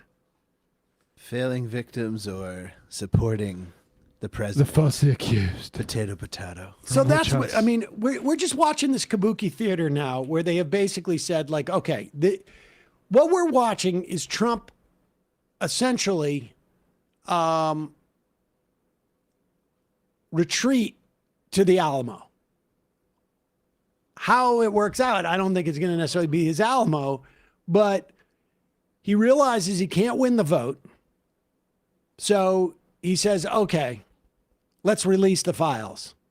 Then he tells Bondi, release the files.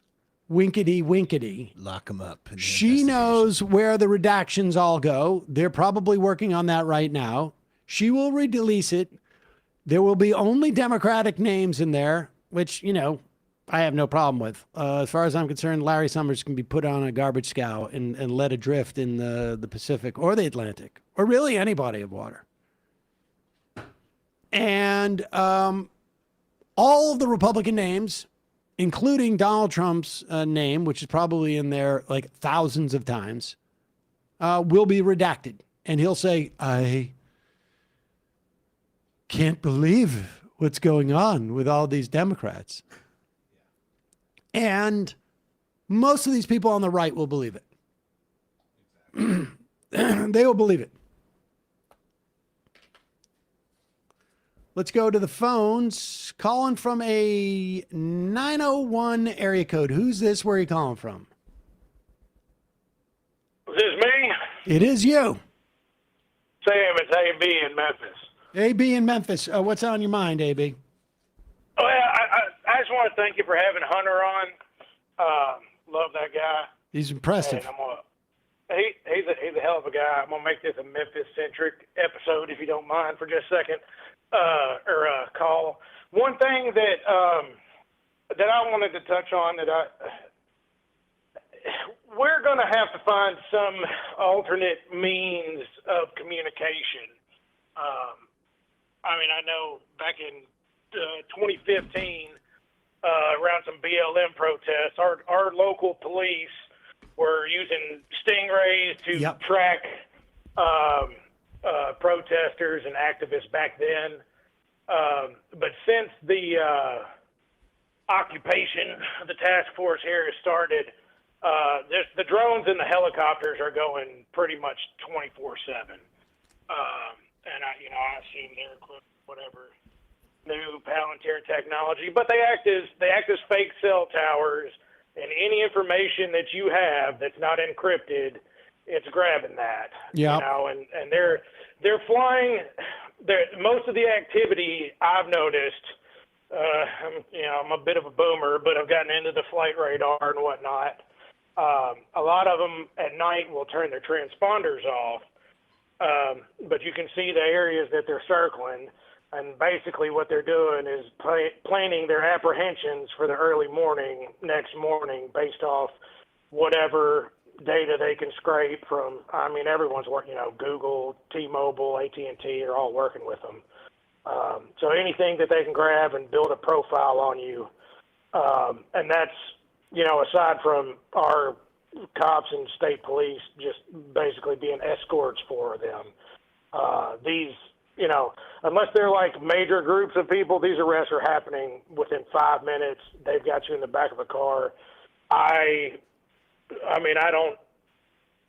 My wife has a green card and doesn't have to travel far for work, but I can tell you I've had my ass beat by the cops enough times here. Like I wouldn't put it past any of them to throw someone's paperwork away and just shuttle them straight down the road to Madison County and put them in that ICE detention facility they just opened up there. So in terms of like alternate forms of communication, what are you talking about? Something like Meshtastic or something like that?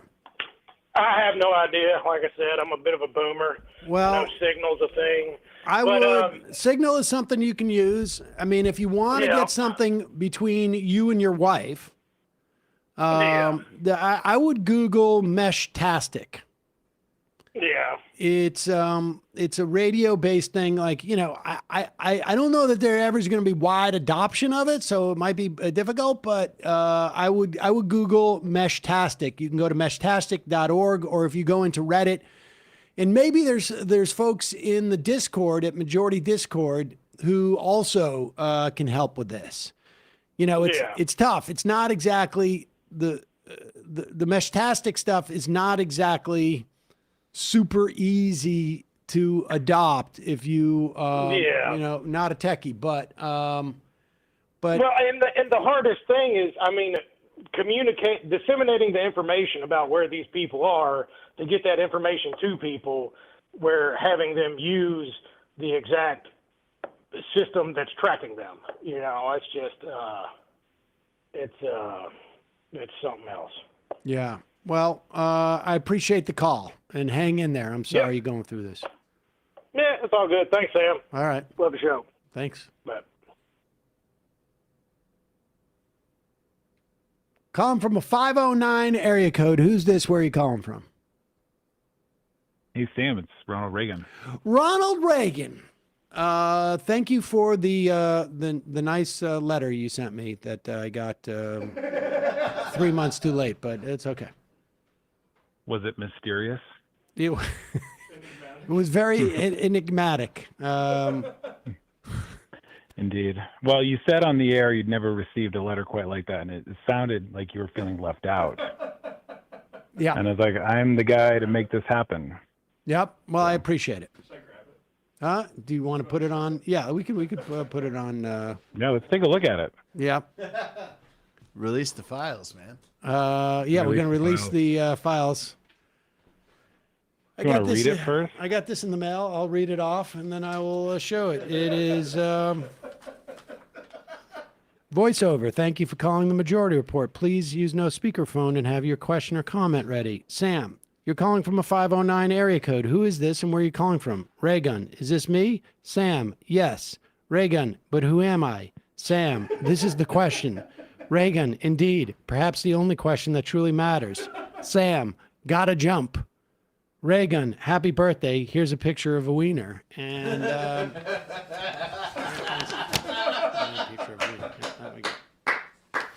so thank you. I wasn't sure how to make my signature look like the jizz. So that was the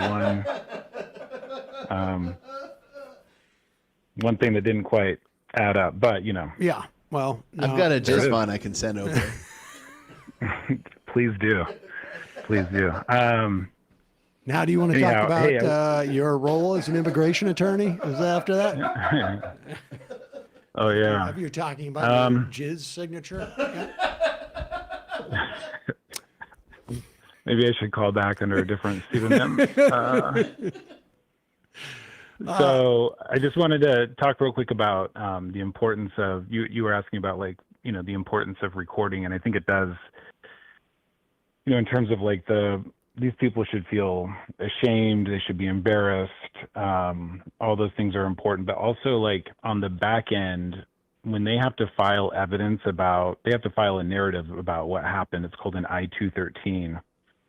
And they're just lying on these as a matter of course. So here locally, they're saying they're going to Home Depot, they're running the plates, they're seeing, and then they're cross-checking it with any encounters they have.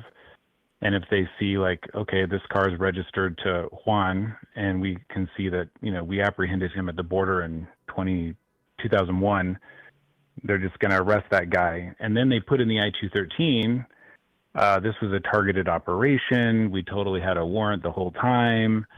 This is how it went down. And it's made up. It's a lie. And there's going to be no consequence for that now, other than it's possible to get that case potentially thrown out in court if you are willing to fight it.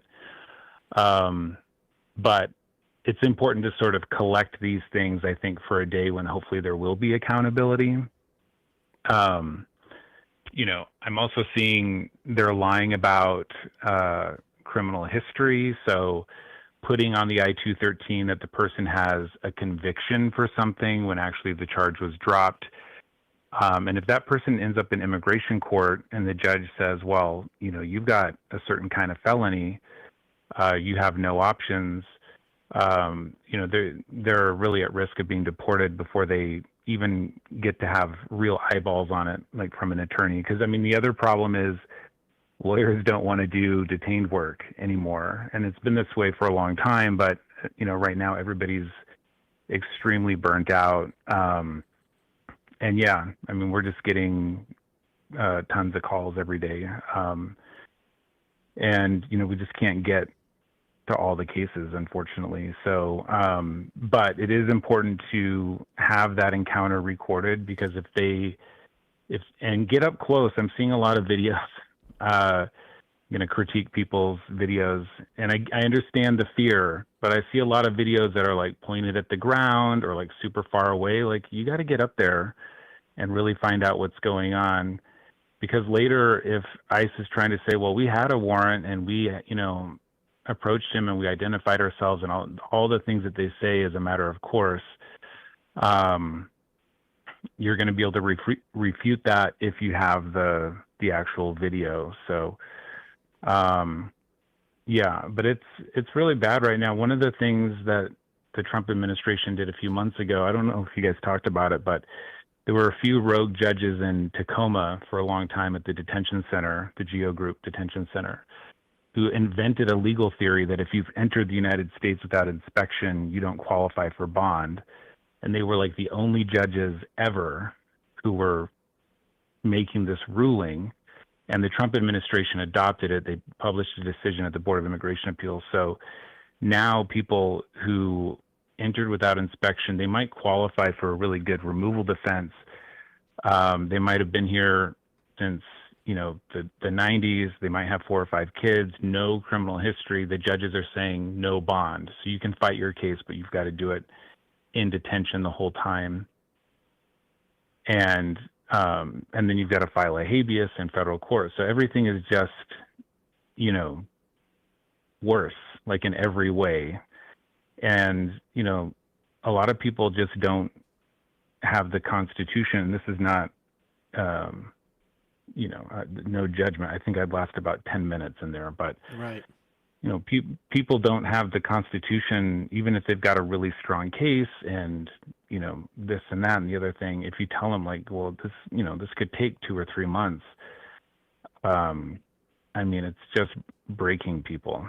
It's really, really sad. So I appreciate your coverage and, you know, the fact that you are bringing so much attention to it. And,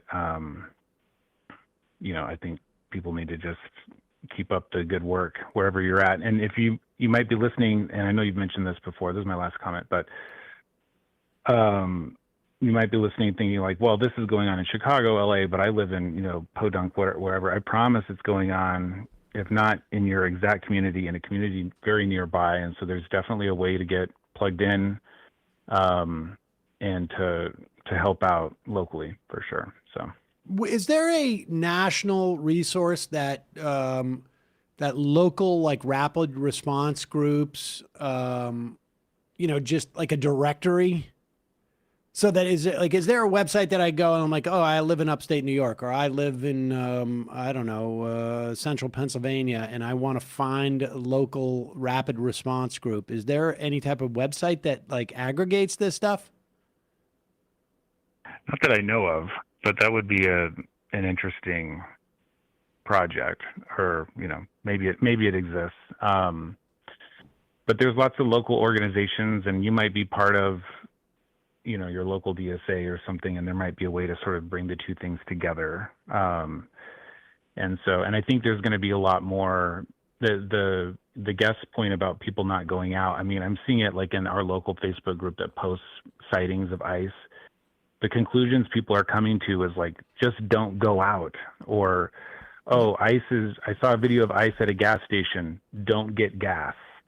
You know, and like, part of me wants to comfort people and be like, hey, you know, ICE can't be everywhere all at once, and that's not really how this works. Just because they were at one gas station today doesn't mean they're at every gas station everywhere all the time.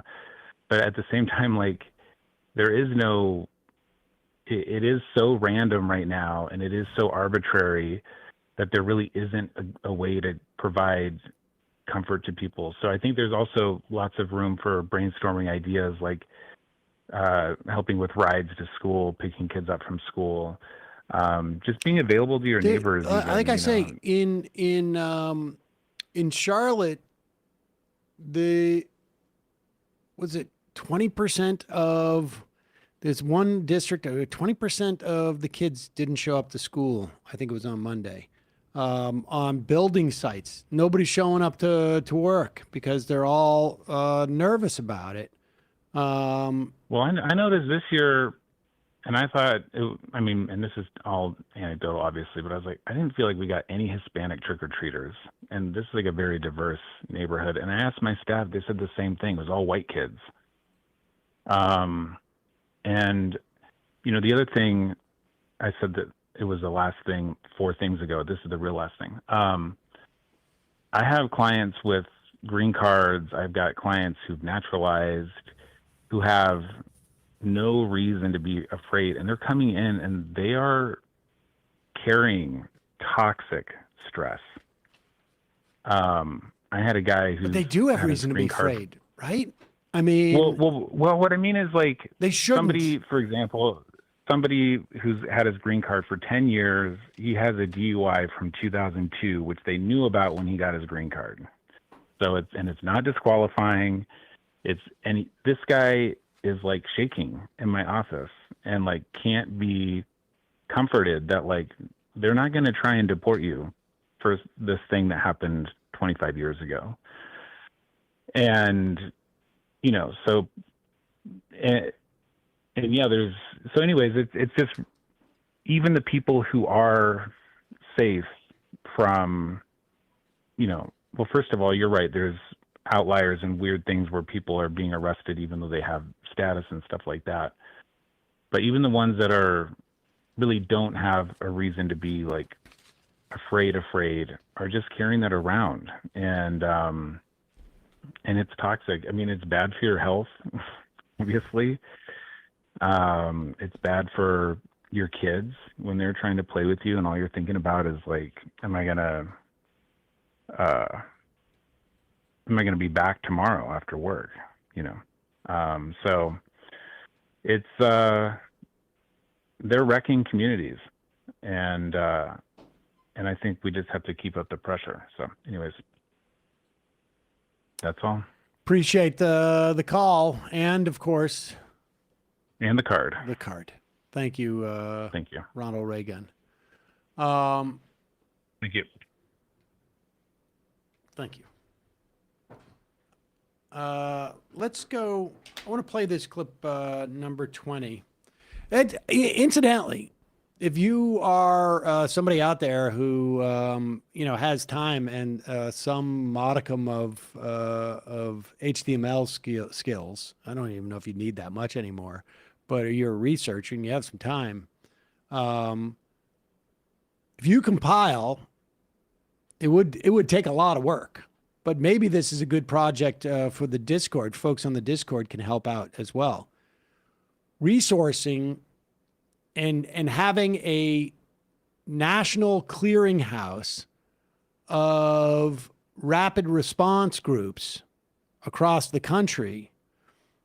It would mean, going onto Facebook and finding groups there and, et cetera, et cetera. But if there was a one-stop shop where somebody living in Poughkeepsie or somebody living in, Tuscaloosa, or somebody living in Tampa, wants to go find a rapid response group, they go to, whatever it is, rapidresponse.org, or I don't know what you would call it. We'll push that site quite a bit. I bet that could come together pretty quickly in the Discord, honestly. Yep. All right. In the meantime, let's play this. This is so demented to me. I really, it's so hard for me to wrap my head around this. This is Sarah Hurwitz. I guess she was an Obama speechwriter. Is that right? Michelle Obama, was it? Oh, the description just said Obama. I'm pretty sure Michelle Obama. But I'll double check. I don't know who she wrote for. So she also wrote for Melania. She also,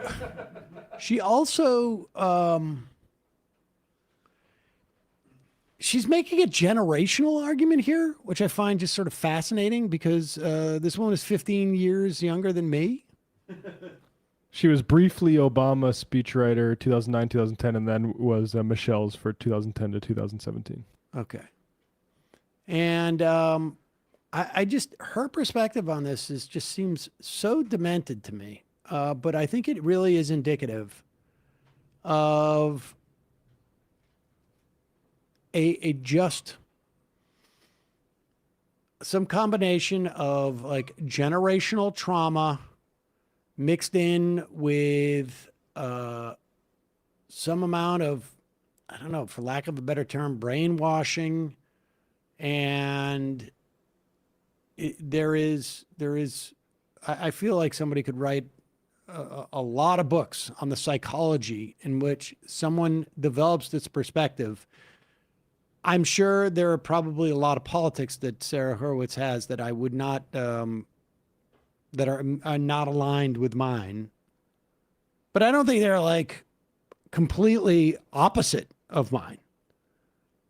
But her perspective on this is just bizarre. Here she is speaking at a Jewish Federation conference Jewish Federation is an organization that's been around for a long time, and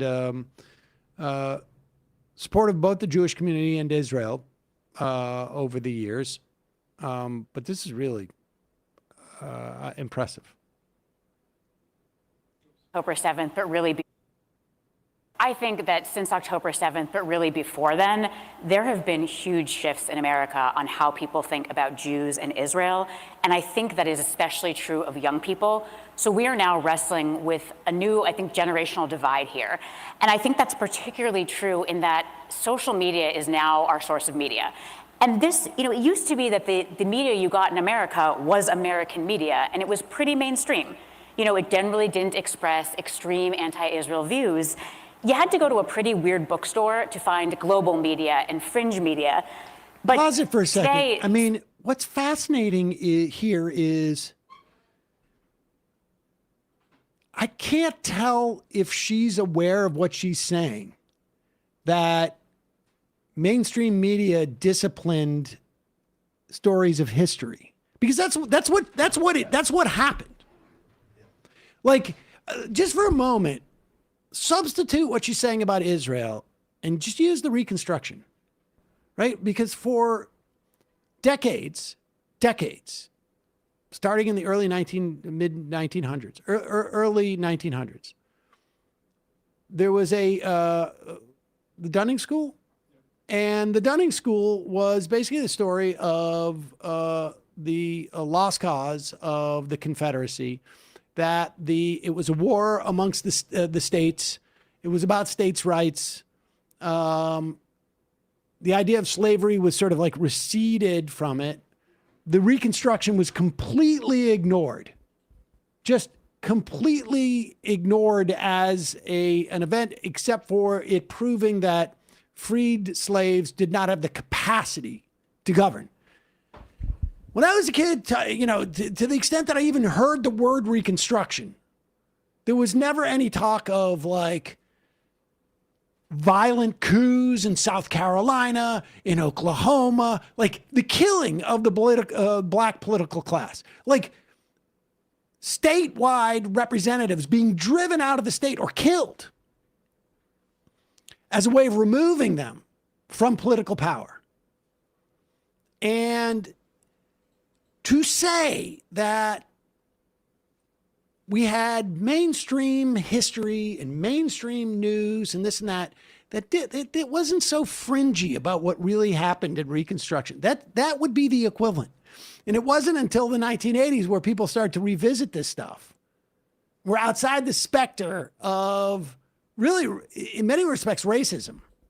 And we're freed from an academia that held the line on this sort of revisionist history. Remember, in the 1920s, all of those statues that were taken down were built in the 1920s about the Confederates because there was a huge backlash. And that became our history. And in some ways, like, she is completely unaware of maybe we were not getting the full story. And so, we do have revisionist historians in the 1980s who come in and find documents that were not available in the 50s and 60s and 70s in Israel that told the actual story of like what was happening in Palestine at that time. And it changed the history. It didn't quite catch up with the coverage yet because that needed to be democratized. But fringe and international, as if like international news is fundamentally wrong by its very existence. But go ahead. mainstream. It generally didn't express extreme anti-Israel views. You had to go to a pretty weird bookstore to find global media and fringe media.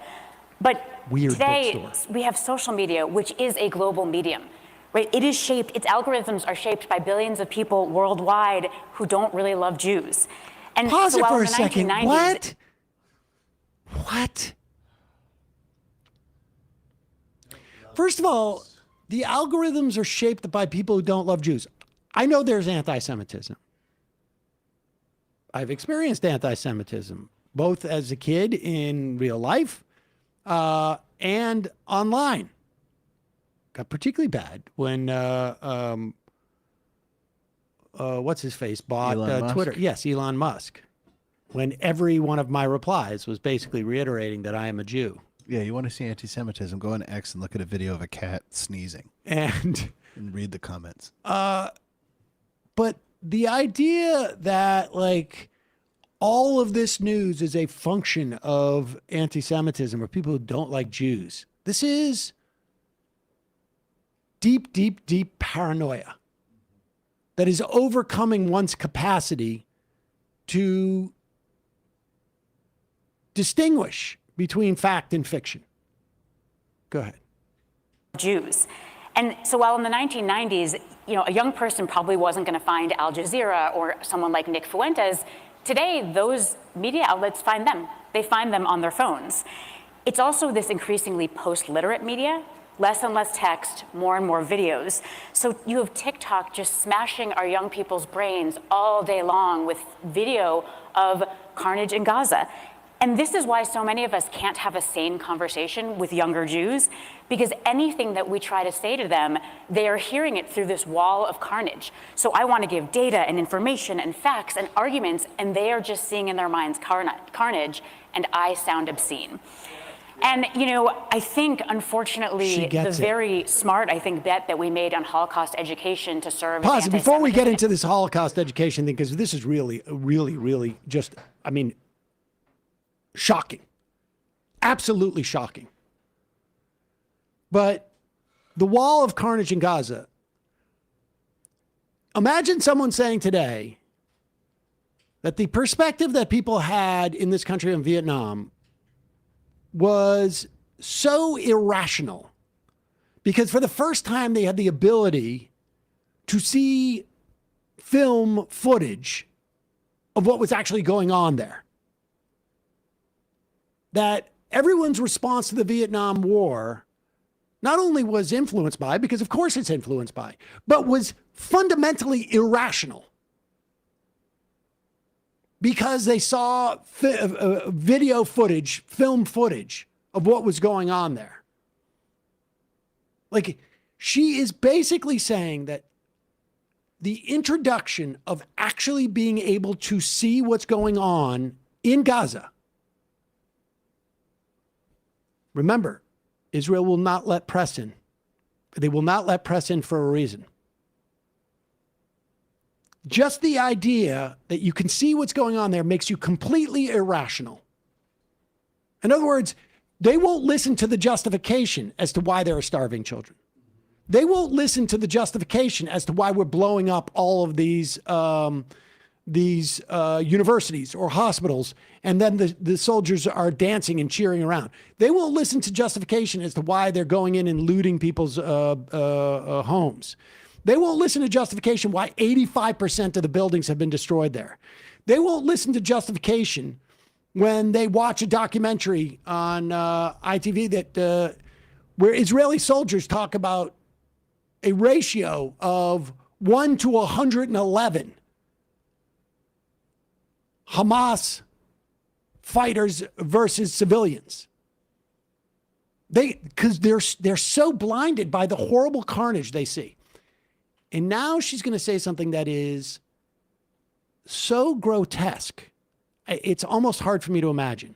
Again, I went to Hebrew school as in elementary school through high school in the 70s and 80s. Many of my teachers, not many, a couple, were Holocaust survivors. The shit that I watched as a kid in terms of like Holocaust, like movies and footage and you know, actual documentary footage, just like what she's bemoaning the kids see on TikTok. I mean, it's sort of ironic because I remember seeing, what is it, Sound and Fury, or what was the Night? I can't remember. Hours of Holocaust footage. I still have visions in my head of emaciated bodies being thrown into mass graves, pictures of stacks of hair of skulls, of gold removed from teeth, that I watched at a pretty young age. That was, in many respects, meant to teach me never again. And it wasn't just, at least the way I was taught by people who survived the Holocaust, wasn't just to Jews. It was, we cannot allow this to be done to human beings again. So play her comments now. Night and fog. Exactly. Sorry. They're just seeing in their minds carnage, and I sound obscene. And, you know, I think, unfortunately, the very smart, bet that we made on Holocaust education to serve as anti-Semitism education, in this new media environment, I think that is beginning to break down a little bit. Because, you know, Holocaust education is absolutely essential. But I think it may be confusing some of our young people about anti-Semitism because they learn about big, strong Nazis hurting weak, emaciated Jews. And they think, oh, anti-Semitism is like anti-black racism, right? Powerful white people against powerless black people. So when on TikTok all day long they see powerful Israelis hurting weak, skinny Palestinians, it's not surprising that they think, oh, I know, the lesson of the Holocaust is you fight Israel. You fight the big, powerful people hurting the weak people. I mean, the idea that Holocaust education was so narrowly tailored to be anti-Semitism education, A, is grotesque in and of itself. The lessons that we were to learn, it seems to me from that, were humanity's capacity to do inhumane things to other human beings. And even if a part of that was beware of the power of anti-Semitism, because it's real, it exists, it has been around for centuries and centuries.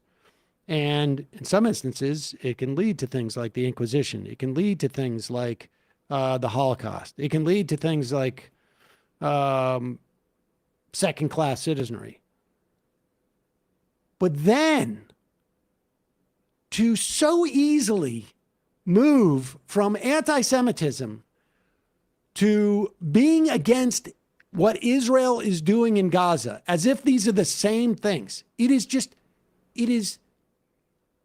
beyond, and to make and to shroud all this in an argument that people are being irrational.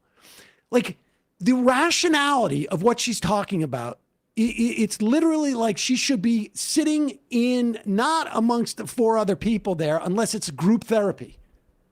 Like, this is a form of a neurosis, of I'm not a psychiatrist, but there is a psychological problem that is going on here with this person, because she thinks she's being completely, she thinks that she's talking about a phenomena, and it is almost like there's a quality of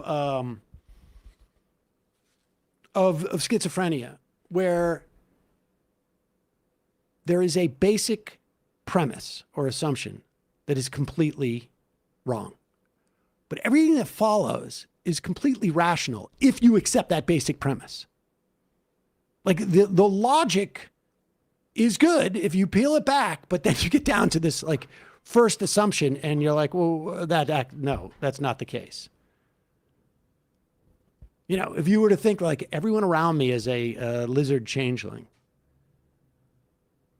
and that is why, Matt's in here late because lizards sleep late, and that makes sense. Yeah. And that's okay. Lizards sleep late, but the original premise is wrong. That's always cold. Lizards are always cold, or vice versa. I mean, that's the way it works. And she is just operating on one sort of like fundamental belief that is just wrong. That is just completely irrational. She is ignoring all of this. She is to say that the killing of a minimum of 60, 70,000 civilians. It's really a minimum. We know for a fact, like at least, tens of thousands of children. Maiming of tens of thousands of children. Emotionally scarring 1.5 million children. I mean, these are just simply facts. And she's just saying, you know what? People are getting the wrong idea about it. Young people, because they're impressionable, because they're seeing video of it. Like, there's not a moment in that where she goes, maybe it's me. Maybe my priors are such that it is impossible for those images to penetrate. There's something that I will refuse to believe. It's just, it's nuts. I mean, I don't know. I was so shocked to see this video, to see someone sort of like articulating this in public. She clearly, I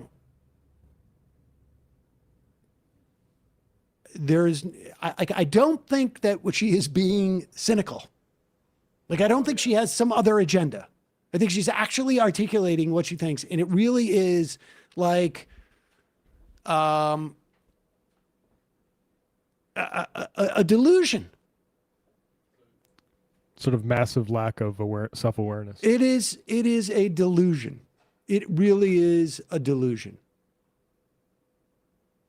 Let it continue. That's it. Oh, all right.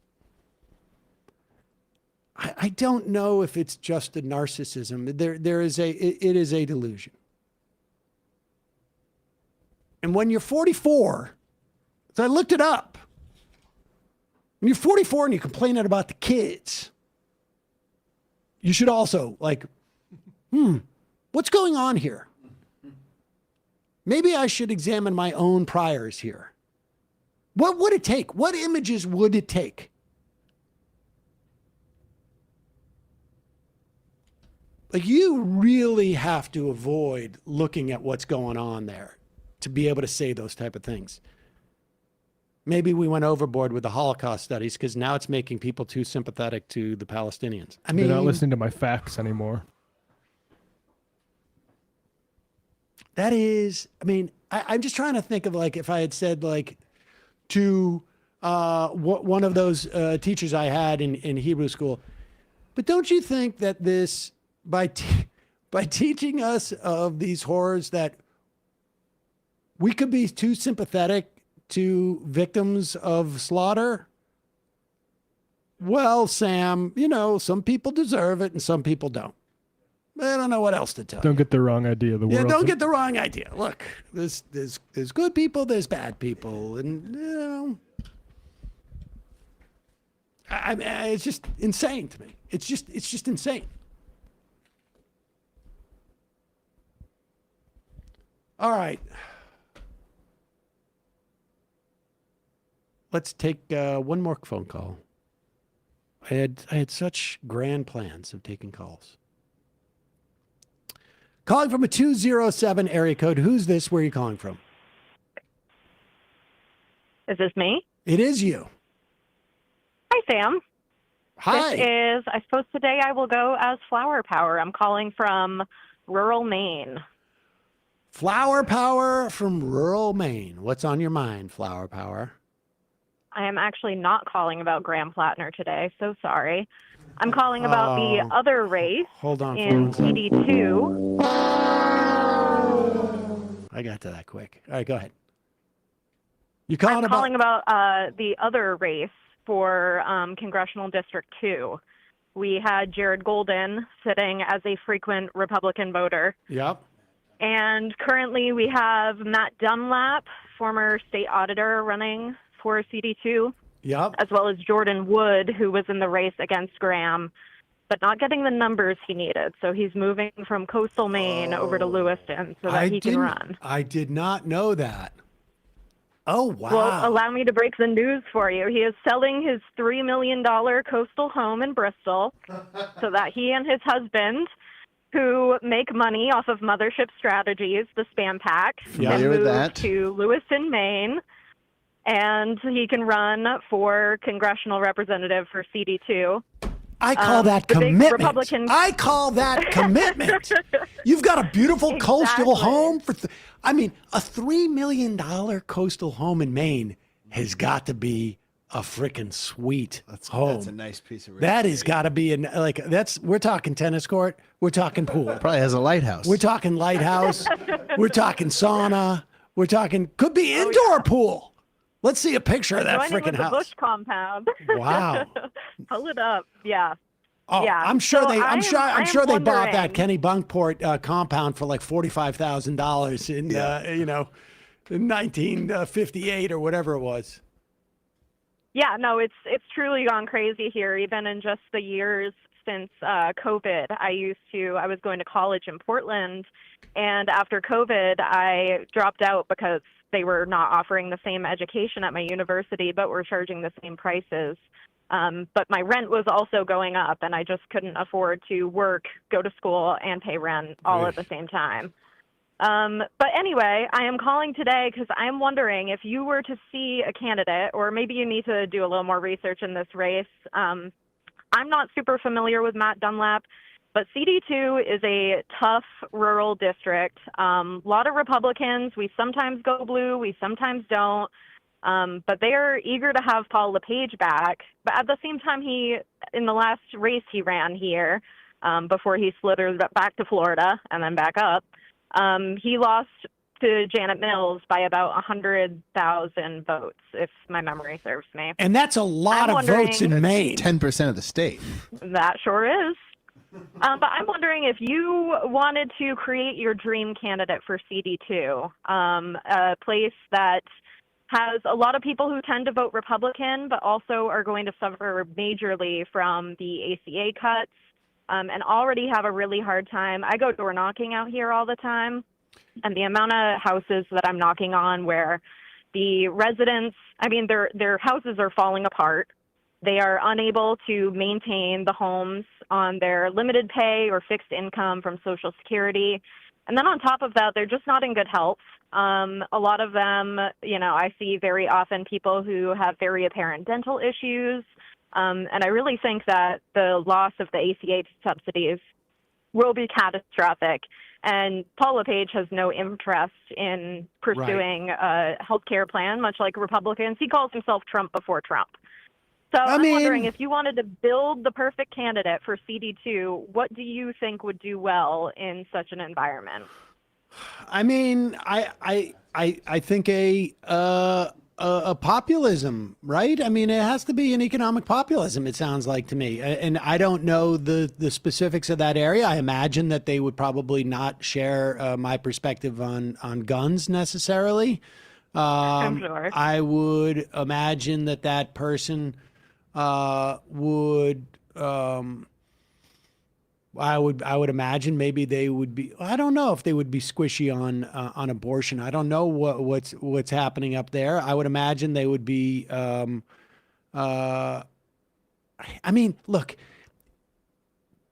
if you're going to vote for Paul LePage, you are willing. You're not salvageable. It seems to me at this point, right? It depends on how the person campaigns, but the person has to be charismatic.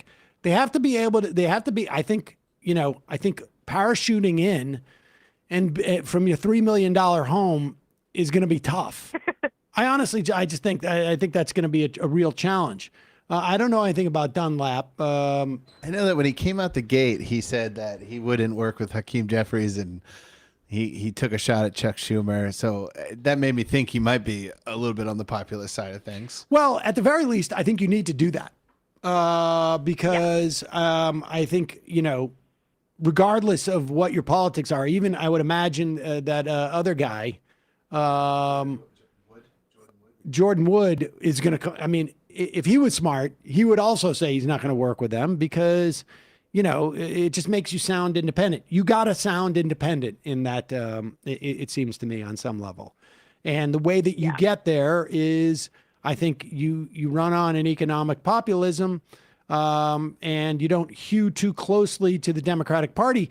But I would bet you could promote just about the vast majority of issues that a progressive Democrat supports without Democratic coding it, and that would be your best shot. Lepage is a freaking lunatic. I mean, all I remember about him is the story of he kept meeting with these sovereign citizens, and he was told by them that he could legally arrest the Speaker of the House because he disagreed with him, and all the authority lies with the sheriffs. You could get a sheriff to arrest him. And when these sovereign citizens left, Lepage's own lawyers had to take him aside and go, dude, you can't do this, and you should not be meeting with these people anymore. Oh yeah, he's a beast in his own right. But I think someone who's organizing something in the community, who already has sort of some organizational skills and has organized something, would have at least a base of support, and would know how to organize in that situation. Didn't he have some leaked voicemails where he was threatening to kill another politician? Lepage? Yeah. I feel like that was part of what I was just talking about. He was actually thought it was legal maybe to assassinate him or something. Yeah, he challenged somebody to prove he wasn't racist, and he challenged him to a duel, and he said he would point it right between their eyes. Hamilton 2 up there. Stuff. Well, appreciate the call. Keep us updated. Are you going to work for Dunlap, or what are you going to do? I'm not quite sure yet. I did put in an application with the Graham Plattner campaign, but I am kind of becoming more concerned with the CD2 race because Graham Plattner, after all his controversy, seems to have a pretty big hold on the race. Turns out Nazi tattoos are not so much of a deal breaker for Maine. Well, what is your perspective on that? Sure. My perspective is, that's a long time to have such a tattoo, but if I can buy into the idea that, he got it and he had no idea what it was, right? Where I start to have questions is, he describes himself as a history buff, and also has Jewish family. I guess I'm just surprised that it would take so long for something like this to come on his radar. And I'm questioning if maybe he did find out sooner than he's letting on that it was, but he didn't think it was that big a deal. Because one thing that I found interesting was when he went on this Pod Save America interview with Tommy Vitor, neither one of them discussed his plans to cover it up or get it removed. He just kind of announced he had it to get ahead of the opposition. Yeah. So I guess I have questions about it, but reading his Reddit history, as questionable as some of those comments were, I don't think the guy's a Nazi. No, I agree. I think he might just be, a little, have a flake of bad judgment. Hopefully not enough to make him disqualifying for Senate, but I'm not, totally out on him. That tends to be my perspective. When was that wedding? Do you know? When was the video from? 10 years ago. It was 10 years ago. So, I think it's pretty clear, at least 10 years ago, as he is serenading his sister-in-law, who is Jewish, and presumably had other family members there who are also Jewish. Yeah. I find it hard to believe that he knew that that was a Nazi tattoo 10 years ago. Because I would imagine he's not that sociopathic. I would let's put it this way. If he did know, then there's no flag red enough or big enough. Yeah. But I suspect he did not know. And I suspect it's quite possible that sometime, after that, he found out that it was. And I suspect, and if that's the case, he probably said I went shirtless at my sister's wedding, my sister-in-law's wedding, my brother and sister-in-law's wedding, and no one said a word about it. Right. They didn't know. I mean, I certainly wouldn't have known if I had been at that wedding. I wouldn't have known.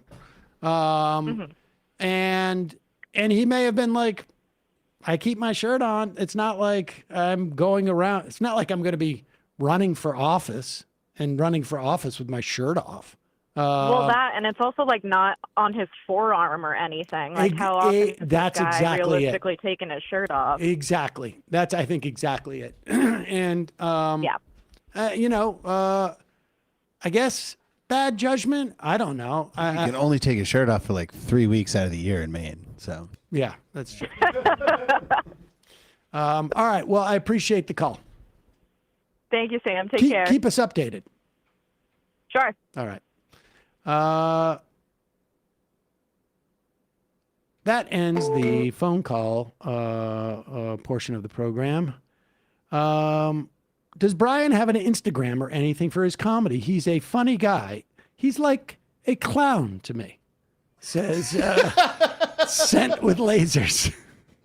It's very funny because that's like a popular way to trash somebody on Instagram. They'll put the clown emoji, and I'm like, yeah, professionally. There you go. That's not an insult. Yeah, Mr. Brian Vokey on Instagram. Brian with a Y. Do we not have your Instagram in the podcast and YouTube descriptions? I think I just changed that like this week. It's in there now, though.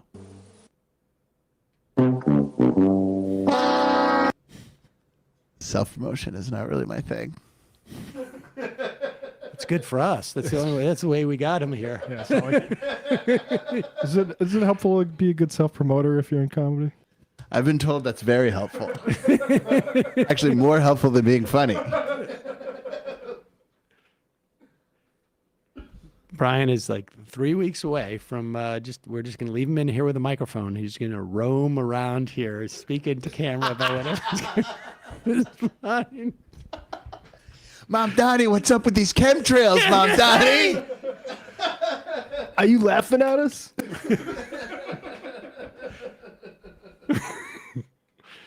Mom, Donnie's like, hee-haw.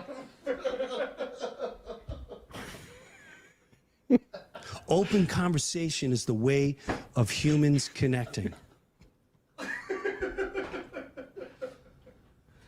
Oh, sorry. I got important internet news today, folks. Looks like free speech has fallen. New announcement 7 hours ago on r/Joe Rogan.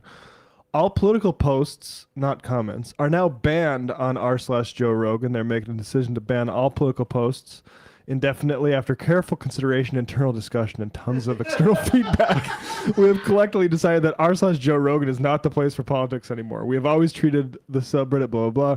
It's not lost on us that Joe Rogan has become increasingly political in recent years and that his endorsement of Trump may have helped get him elected. That said, we are not equipped to properly moderate, arbitrate, and curate political posts. So more responsibility in the subreddit than the podcast itself. Yeah. Who like, is that the official like show? No. No, you can't really. This is just the sort of the big Rogan. Yeah, I mean,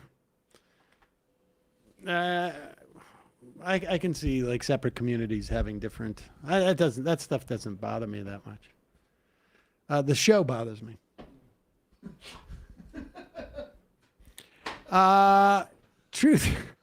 Truth from the Lou. Hope you're able to cover U.S. contractors putting up signs on Mexico beaches that say restricted area as covered by Al Jazeera. I haven't seen that, but send us an email.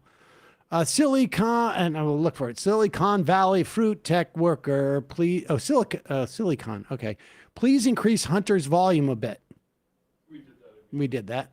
New Jersey mailman. Hey, any of you guys watching Ken Burns' documentary about the American Revolution on PBS? It's really good. Highly recommended. Well, I do want to watch that, actually. I would watch that. We were talking about this morning. Which I did not know. The battle for Brooklyn was the largest battle in the Revolutionary War, and the Gowanus Canal served as a natural barrier that essentially saved the Continental Army. George Washington did an end run around the British, crossed the East River, to get to Manhattan and skedaddled. No kings.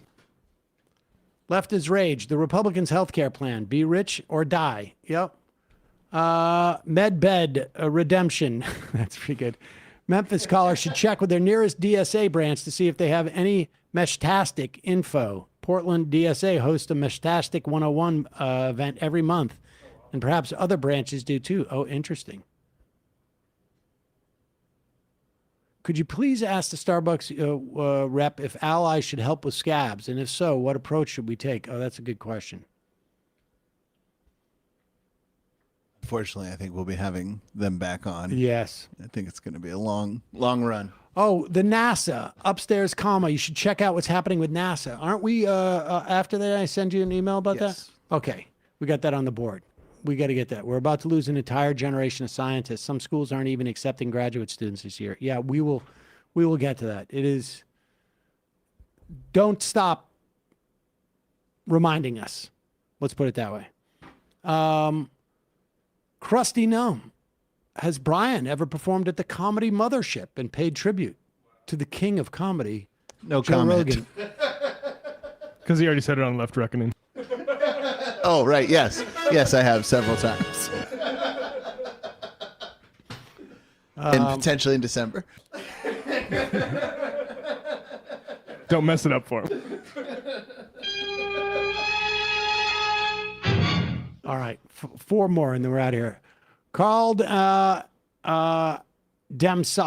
All these grassroots organizations monitoring ICE activities feel reminiscent of the Black Panthers, minus the guns. But the problem for the bigots this time around is their membership cross racial lines. Community power seems like such a powerful tool against oppression. I hope we can take these lessons from opposing the fascists to oppose the capitalists when we get through this. Another main voter here, says Kara Demsock. I heard some reports that he did not know about it sooner, but I would wonder if maybe it had personal meaning to him, so he decided to keep it as a private citizen. Yeah, I mean, it's quite clear that he didn't know at the beginning that it was a Nazi thing. And then after that, I can see you saying like, well, to him, it didn't mean that. It meant being with his buddies and getting a tattoo. I mean, I think it's just very clearly that's the case. And until one of those buddies says, actually, no, we knew it was a Nazi tattoo and we got it because we're Nazis, I think it's pretty much dead story. Dub. My issue with Plattner isn't as much the tattoo as the fact he bragged about getting to kill people when he was in the military. Yeah, that the militaristic part of him that was in the Reddit posts obviously is the worst part. And I think from my perspective, if I was in Maine, my decision to vote for him would be a function of believing where he is today versus where he was 5 years ago, 10 years ago, maybe in some cases 15 years ago. Yeah, and on his position, I think I'm not a huge fan of the no stupid wars thing, because I think that begs the question of what is a non-stupid war possible. I think and I know Plattner is a fan of Smedley Butler. I think war is a racket is a better position. But. Kyle Leck, make insurance garbage again. All right, three more. Scary Carrie. I'm in Columbus and haven't gone to get my precious cranberry bliss bars. I stand in solidarity. Good for you. Spocko. Why aren't we talking about MedBed? It's the healthcare of the future. Trump said it would be available in 2 weeks. And the final I am of the day.